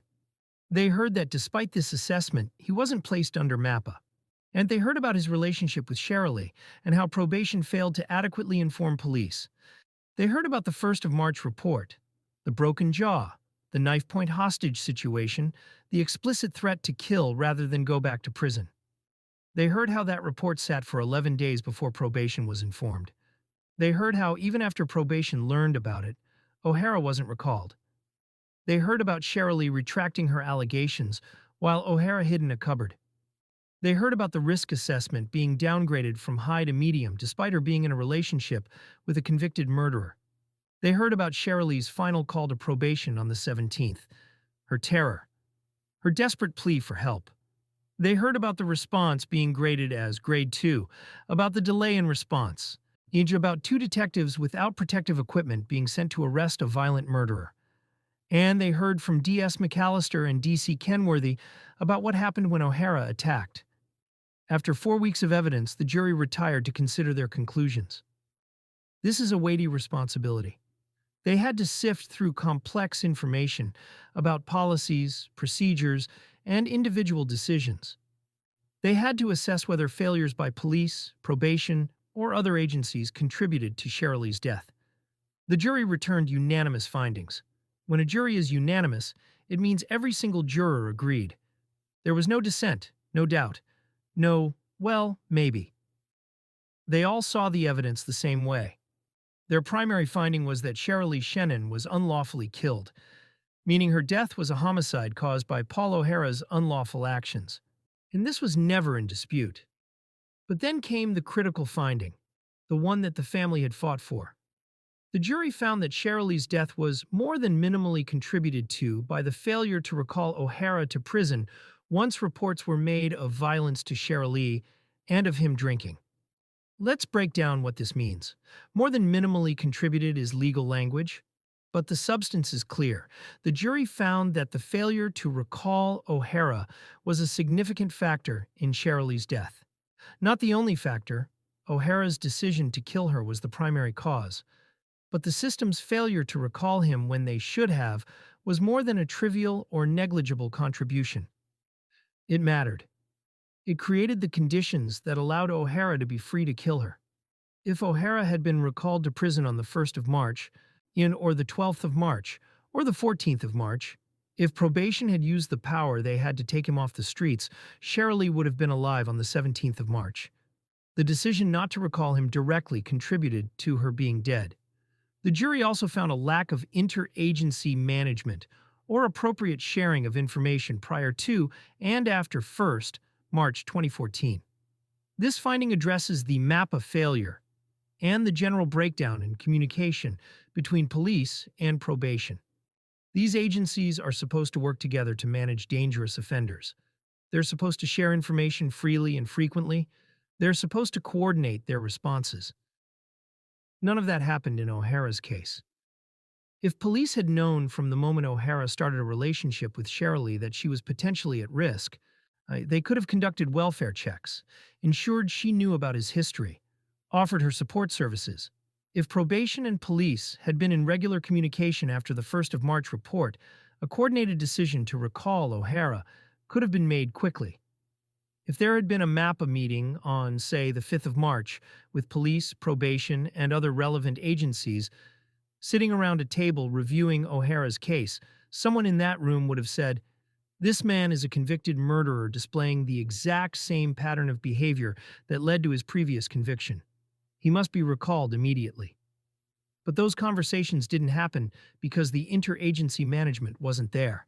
After the jury delivered their conclusions, Cherylee's family finally had the acknowledgement they'd fought for. And this wasn't just their opinion that the system failed. This was a jury's official finding after 4 weeks of evidence. Cherylee's mother, Betty Roberts, gave a statement. "Cherylee was our rock. She was a beautiful, caring, kind daughter, sister, mother. But she's gone. Taken from us by a monster with a known history of violence to women, on a life license for the murder of a previous partner. Probation and police had all the information they needed to stop this, but they let it happen."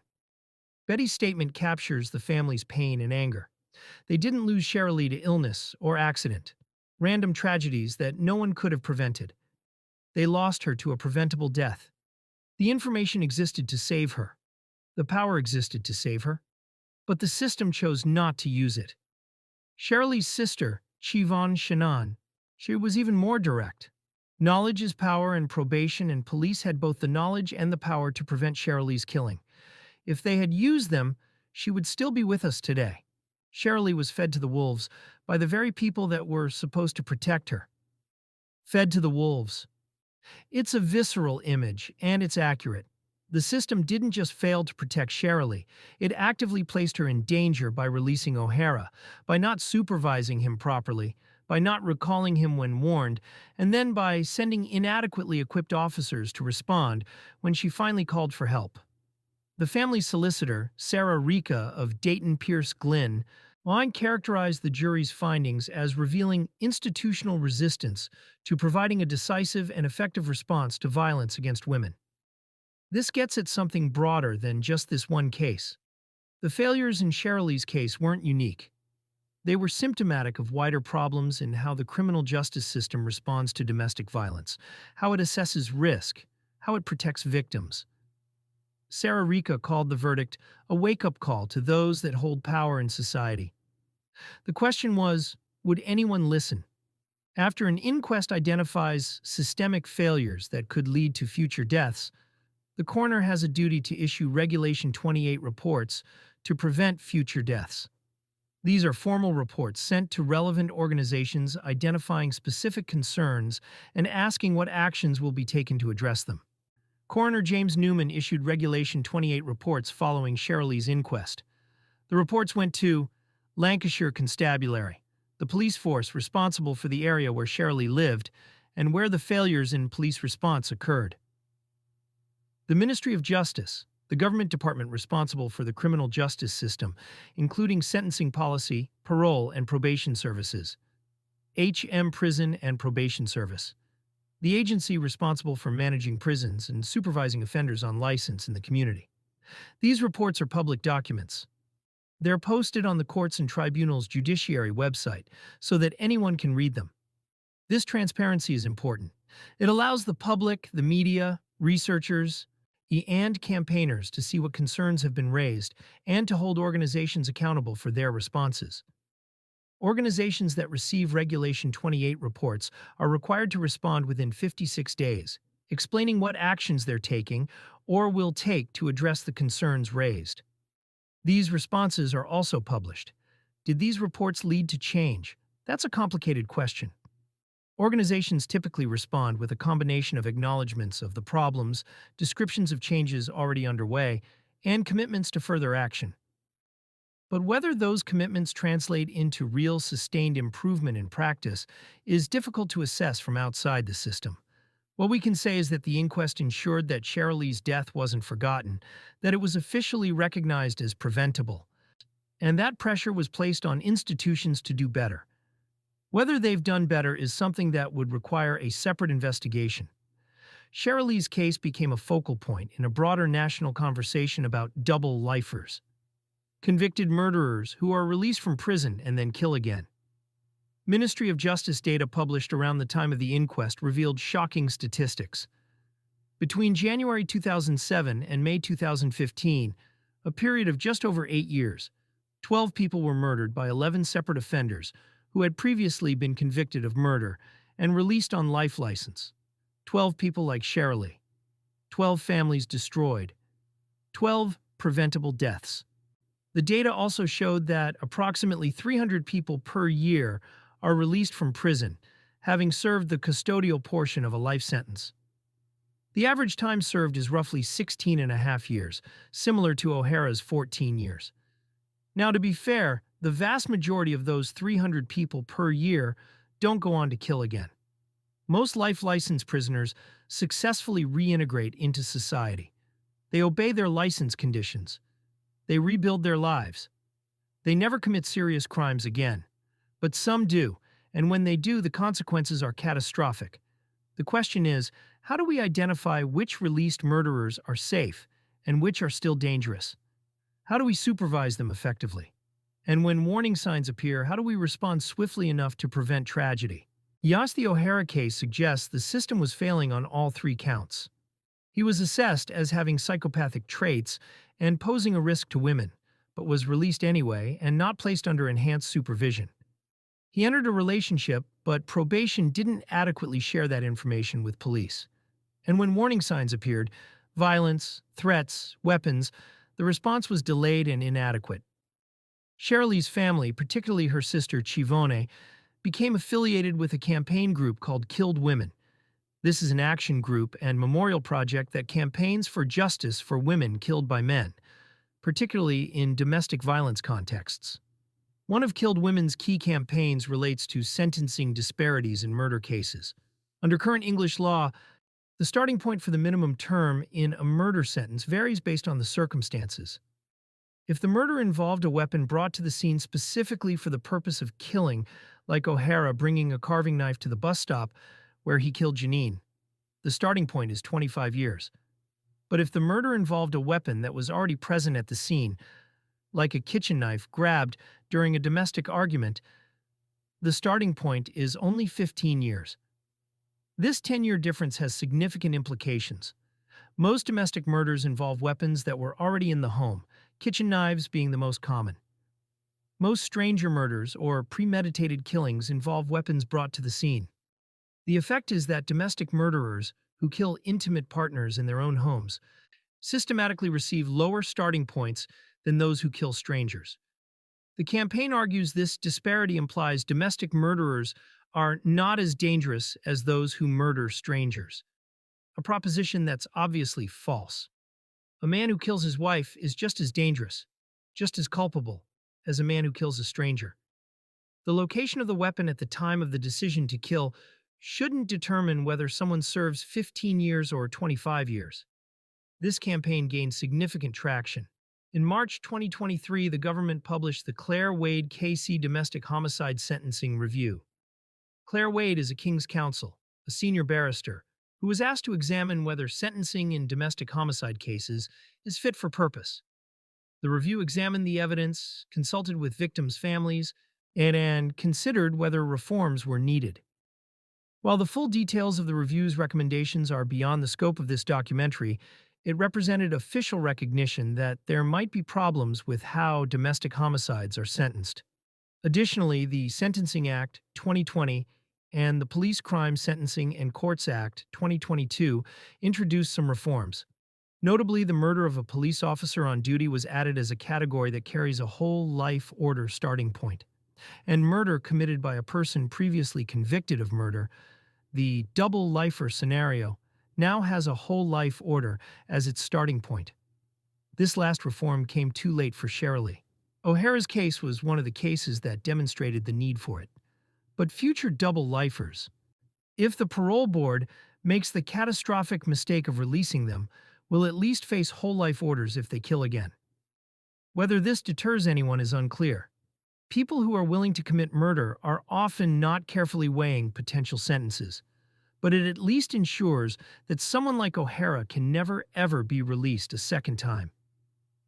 Throughout the attention on Cherylee's case and the inquest, Janine Waterworth's family were also grappling with renewed grief and anger.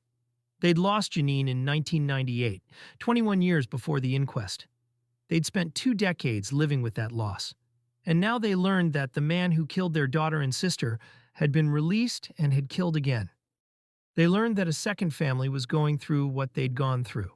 And they learned that if the system had worked properly, Cherylee wouldn't have died, and O'Hara would have remained in prison where he belonged.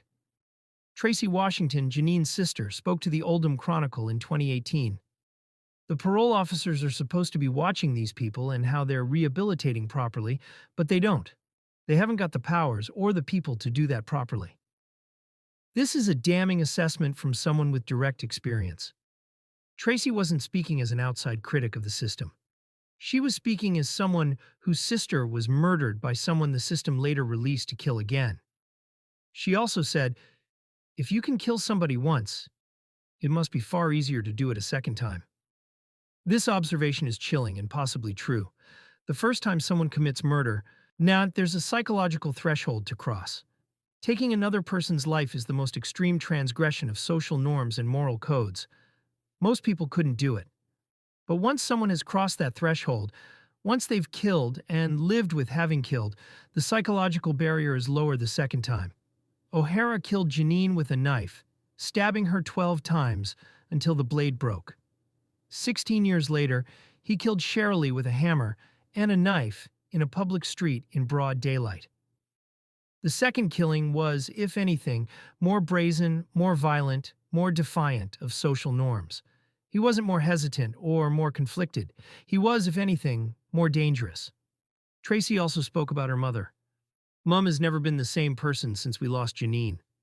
20-plus years of grief. And now the added pain of knowing that Janine's death didn't satisfy O'Hara's capacity for violence. He killed again, and another mother lost a daughter. Another sister lost a sister. Another child lost a mother. The Waterworth family's pain is often overlooked in coverage of this case, which naturally focuses on Cherylee as the more recent victim, and on the systemic failures that allowed her death. But Janine was O'Hara's first victim, and her family deserves recognition of their loss and their ongoing suffering. The first and most fundamental lesson from this case is that domestic violence kills. This isn't an exaggeration or hyperbole. Intimate partner violence is one of the leading causes of homicide for women. In the United Kingdom, on average, one woman is killed by a current or former partner every 4 days. Every 4 days. When Janine Waterworth was killed 3 days after ending her relationship with O'Hara. Cherylee Shennan was killed on the same day she finally reached out to probation for help. Both women were killed because they tried to assert autonomy. Janine by leaving, Cherylee by reporting. The most dangerous time for a victim of domestic violence is when they're leaving or have just left. Abusers kill to regain control, to punish, to prevent the victim from being with anyone else. If I can't have you, no one can. It's the ultimate expression of the possessive mindset that drives intimate partner abuse. But here's the thing. Domestic violence homicides are often predictable. They don't come out of nowhere. There's usually a history. Escalation of violence, previous incidents, threats, stalking, weapons, choking, jealousy, isolation. Well, these are known risk factors. When researchers and domestic violence experts study homicides and work backward, they almost always find that multiple red flags were present before the killing. In Janine's case, O'Hara had a history of violence against women. He had substance abuse issues. He exhibited intense jealousy. He stalked her, lying in wait at a location he knew she'd be. He brought a weapon. These are textbook warning signs. In Cherylee's case, O'Hara was a convicted murderer. He'd killed his previous partner. He subjected Cherylee to serious physical violence, broken bones. He used weapons, holding her at knife point. He made explicit threats to kill. He isolated her, hiding in a cupboard while police interviewed her. Again, textbook. The warning signs were there. Professionals saw them, police officers, probation officers, in family members. But the system didn't respond adequately. Which brings us to our second lesson. The failure in Cherylee Shennan's case wasn't a single person's mistake. It was a systemic failure involving multiple agencies and multiple opportunities for intervention. O'Hara should have been under MAPA. He wasn't. That's a systemic failure. Probation should have informed police immediately when O'Hara entered a relationship. They didn't. That's a communication failure. Police should have arrested O'Hara on the 1st of March, or at minimum shared information with probation immediately. They did neither. That's a coordination failure. Probation should have recalled O'Hara to prison when they learned about the violence on the 12th of March. They didn't. That's a decision-making failure. Police response on the 17th of March should have been properly resourced and equipped. It wasn't. That's a resourcing failure. Any one of these failures, if corrected, might have saved Cherylee's life. If O'Hara had been under MAPA, regular multi-agency meetings would have identified the risk. If police and probation had shared information freely, a coordinated response would have been possible. If probation had recalled him on the 12th, he'd have been in custody on the 17th. If the police response had been properly equipped, the officers might have been able to control O'Hara before he could harm Cherylee. But all the failures happened together. They compounded. And Cherylee died. This is what systemic failure means. It's not that bad people made evil choices. It's that good people working in broken systems, not with inadequate resources, unclear responsibilities, poor communication channels, and competing pressures, made a series of decisions that individually seemed defensible, but collectively added up to catastrophe. The inquest jury recognized this. Their finding wasn't this one person is responsible. It was the system failed. And here's the hardest truth. If the system failed this badly in this case, where the risk was so obvious, how many other high-risk cases are being inadequately managed right now? How many women are in relationships with dangerous men who should be supervised but aren't? How many opportunities to intervene are being missed because agencies aren't talking to each other? We don't know, and that's terrifying. Paul O'Hara served 14 years for Janine Waterworth's murder. 14 years out of a life sentence. Then he was released and killed again. This case became one of the poster cases for the argument that life should mean life for the most dangerous offenders. And it raises uncomfortable questions about the parole system and rehabilitation. On one hand, the concept of rehabilitation is philosophically important. A criminal justice system based purely on punishment without any hope of redemption is arguably inhumane. People change. People grow. Someone who commits a crime at age 27 might genuinely become a different person by age 41. Denying the possibility of change is denying something fundamental about human nature. And in fact, most people released from life sentences don't reoffend. And the recidivism rate for released life license prisoners is actually relatively low compared to prisoners serving short sentences for lesser crimes. So the system does work for many people. But it catastrophically failed in O'Hara's case. He was assessed as having psychopathic traits. He posed a serious risk to women. And he exhibited the exact same pattern of behavior after release, entering an intimate relationship and becoming violent. That led to his original conviction. The parole board, when they released him in 2012, presumably believed he was safe. They made a judgment call based on the information available to them. But that judgment was wrong. Fatally wrong. Since the O'Hara case and others like it, the law has changed. Murder committed by someone previously convicted of murder now carries a whole life order as the starting point. So if someone like O'Hara were convicted today, they wouldn't be eligible for parole. They'd stay in prison until they died. Is that the right policy?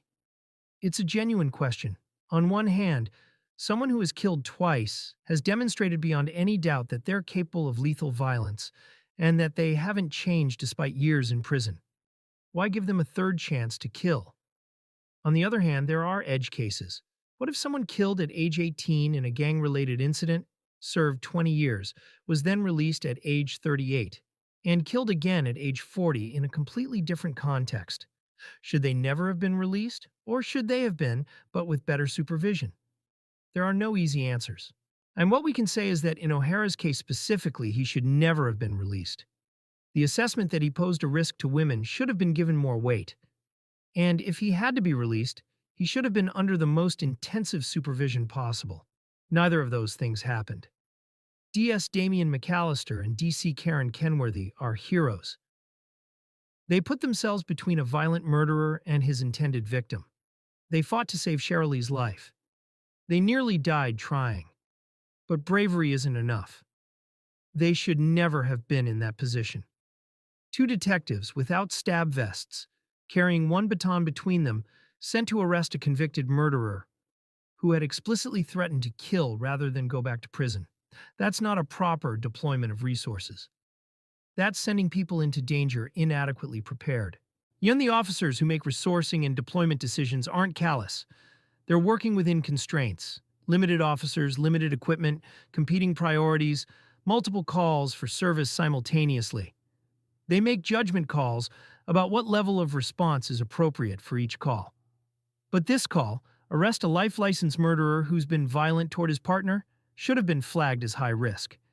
It should have warranted an armed response unit, or at minimum, multiple uniformed officers with full protective equipment. The fact that it didn't suggests either information wasn't properly communicated, so the dispatcher didn't know how serious it was, or resources were stretched so thin that even high-risk calls couldn't get appropriate responses. Either way, it's another systemic failure. One, and it nearly cost two officers their lives.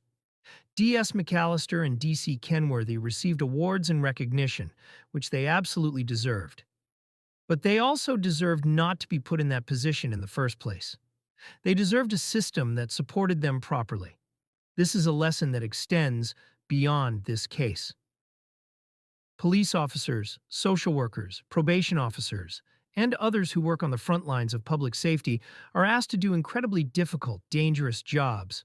Often they're under-resourced, under-supported, and undervalued. And when things go wrong, they're the ones who bear the physical and psychological scars. If we want people to do these jobs well, we need to give them the tools, training, and support they need. Expecting individuals to make up for systemic failures through personal heroism isn't sustainable. Yeah, it took 5 years for Cherylee's family to get the inquest. 5 years of fighting for answers, for recognition, for accountability. That's too long. Families shouldn't have to fight that hard for truth. The inquest system in England and Wales is actually relatively good compared to many other countries. The fact that inquests are public, that they can compel evidence, that they can make findings about systemic failures, and that coroners can issue reports to prevent future deaths. These are all valuable features. But the system is under strain. Inquests are delayed because coroners' courts are under-resourced. Families often need to hire specialist lawyers to ensure their voices are heard, which is expensive. The process is adversarial, even though it's supposed to be inquisitorial. Because institutions bring lawyers to defend their actions, and families need lawyers to challenge them. And even when inquests make powerful findings and coroners issue prevention of future death reports, there's limited enforcement mechanism. Organizations are required to respond, but no one checks whether their promises of reform actually lead to real change. Cherylee's family got their verdict. The jury found what they knew to be true, that systemic failures contributed to her death. But does that bring Cherylee back? Does it heal the trauma? Does it mean Lucia gets her mother back? No. It provides some measure of validation and accountability. It might lead to changes that save future lives, but it can't undo the loss. This is why the family's fight was so important. They didn't do it just for themselves. They did it so that future families wouldn't have to go through the same thing. That's an incredible act of public service, born from unimaginable pain. Amid all the discussion of systemic failures and policy reforms, we must not forget the individual human beings at the center of this tragedy. Janine Waterworth was 21 years old when she died. She was someone's daughter, someone's sister, someone's niece, granddaughter, friend. She was a beloved aunt to her sister's children. She had a whole life ahead of her. Birthdays she never celebrated, places she never traveled, experiences she never had. We don't know what Janine wanted to be. Maybe she had career aspirations. Maybe she wanted children of her own someday. Maybe she had hobbies, passions, dreams. The public record doesn't tell us those details, because Janine's life was cut short before she could fully become whoever she was going to be. What we know is that her family loved her, that her mother was never the same after losing her, that her sister Tracy still speaks about her decades later, with love and pain. Janine made a decision that should have been simple and safe. She ended a relationship that wasn't working for her. For that, she was murdered. Stabbed 12 times at a bus stop on a dark morning in March. She deserved better. She deserved to live. She deserved to grow old, to find love with someone who respected her, to have the full, rich life that was stolen from her. When we talk about the O'Hara case, when we discuss policy and failures and reforms, we must remember this is why it matters. Because Janine mattered. Because her life had value. Because her family's grief is real and ongoing. Cherylee Shennan was 40 years old when she died. She was a mother to Lucia, who was just 13 and who lost her mother in the most traumatic way possible. Cherylee was an entrepreneur. She'd owned a beauty salon and a furniture store. She was a carer, helping vulnerable people. She'd pursued education, enrolling in a forensic science degree. She was someone her family called our rock, the person they leaned on, the person who held things together. She was beautiful, caring, and kind. She was well-known and well-liked in her community in Rottenstall. Her death shocked the entire town. Cherylee tried to get help. She told her family what was happening. They called the police. She called probation. She did everything right. She reached out to the systems that were supposed to protect her. And those systems failed her. They failed her when they released O'Hara without proper supervision. They failed her when they didn't arrest him on the 1st of March. They failed her when they didn't recall him to prison. They failed her when they sent 2 under-equipped officers to respond on the 17th of March. She was, in her sister's words, fed to the wolves by the very people supposed to protect her. Cherylee deserved better. She deserved to see her daughter grow up, graduate, get married, have children. She deserved to grow old with her family. She deserved to live. When we talk about reforming the criminal justice system, when we talk about better supervision of released prisoners and better protection for domestic violence victims, we must remember this is why it matters. Because Cherylee mattered. Because Lucia deserved to have her mother. Because the Shennan family's grief is real and ongoing. This documentary has laid out in detail how Paul O'Hara murdered two women 16 years apart and how systemic failures enabled the second murder. But here's the question that should keep all of us awake at night. Could this happen again? Are there other convicted murderers currently on life license who are inadequately supervised? Are there other women in relationships with dangerous men where police and probation aren't properly coordinating? Are there other domestic violence victims calling for help who won't get adequate responses? The honest answer is yes. Almost certainly, yes. The systemic problems that led to Cherylee's death, under-resourcing, poor interagency communication, inadequate risk assessment, delayed responses, are not unique to Lancashire in 2014. They exist in varying degrees throughout the criminal justice system. Have reforms since 2014 made things better? Probably somewhat. The whole life order for double lifers means that future Paul O'Haras won't get a second chance to kill. The Claire Wade sentencing review and the campaigns around domestic violence have raised awareness. The inquest and the Regulation 28 reports have pushed for improvements. But awareness and policy changes don't automatically translate into frontline practice. The officers and probation workers managing high-risk cases today are still under-resourced, still overwhelmed with caseloads, still working in systems that prioritize efficiency over thoroughness. And victims are still being let down. Women are still being killed by intimate partners at horrifying rates. The mechanisms for protection are still inadequate. So yes, this could happen again. And until we fundamentally restructure how we fund, staff, and organize services for protecting vulnerable people, it probably will happen again. That's not defeatism. It's realism. And it's a call to action. Because we know what needs to change. We need better funding for domestic violence services. We need smaller caseloads for probation officers so they can actually supervise their clients properly. We need better communication systems between agencies. We need police forces to treat domestic violence calls as the high-priority emergencies they are. We need courts to take domestic violence seriously in bail and sentencing decisions. And we need schools and communities to educate people about healthy relationships and consent and the warning signs of abuse.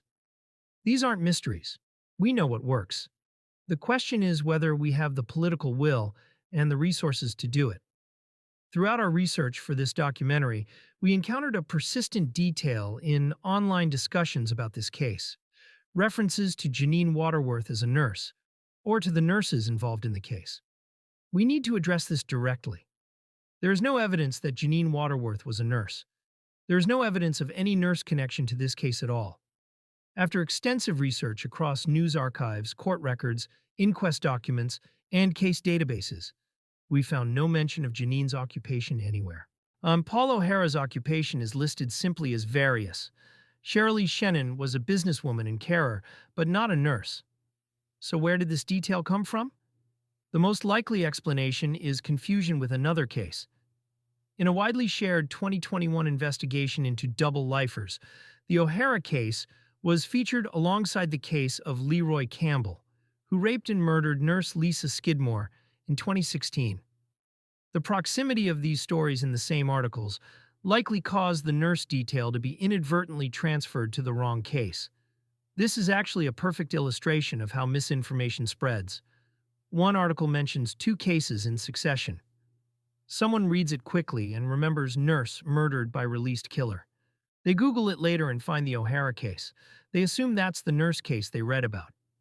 They mention it to someone else or post about it online, and gradually the false detail becomes an established fact that people repeat without checking. We've taken care in this documentary to rely only on verified sourced information. When we say something, we can point to where we learned it. That's our commitment to you and to the memory of Janine and Cherylee, to tell their stories accurately and respectfully. We've reached the end of this documentary on the Paul O'Hara case. We've told you about two murders 16 years apart. We've examined the failures that enabled the second one. We've looked at the brave officers who tried to save a life and nearly lost their own. We've discussed the inquest, the reforms, and the ongoing struggles of two families seeking justice and meaning in their losses. But this isn't just a story about the past, it's a story about now. Right now, there are women in dangerous relationships. Right now, there are released offenders who should be supervised but aren't. Right now, there are opportunities to intervene that might be missed. If you're in a situation of domestic violence, please reach out for help. In the UK, you can contact the National Domestic Abuse Helpline at 0808 2000 247. In the U.S., the National Domestic Violence Hotline is 1-800-79-97233. There are resources and people who can help. If you know someone who might be in danger, check on them. Let them know you're there. Believe them when they tell you what's happening. Help them access resources. And if you're someone who works in the criminal justice system, police, probation, courts, social services, please remember cases like this one. Remember that the decisions you make, the information you share or don't share, the risk assessments you conduct matter. They can be the difference between life and death. For Janine Waterworth and Cherylee Shennan, the system's failures were fatal. Let's honor their memory by learning from those failures and doing better. Thank you for watching this documentary from Cold Case Desk. If you found this valuable, please like this video and subscribe to our channel. We're committed to bringing you thoroughly researched, respectful true crime content that honors victims and examines how we can create a safer society for everyone. Leave a comment below sharing your thoughts on this case. On what reforms do you think are most important? How can we better protect domestic violence victims? And remember, behind every true crime case is a real person whose life mattered, whose loss is still felt, whose memory deserves respect. Janine Waterworth, 21 years old, murdered in March 1998. Cherylee Shennan, 40 years old, murdered on March 17, 2014. May their memories be a blessing and may their deaths not be in vain. This has been Cold Case Desk. Thank you for listening.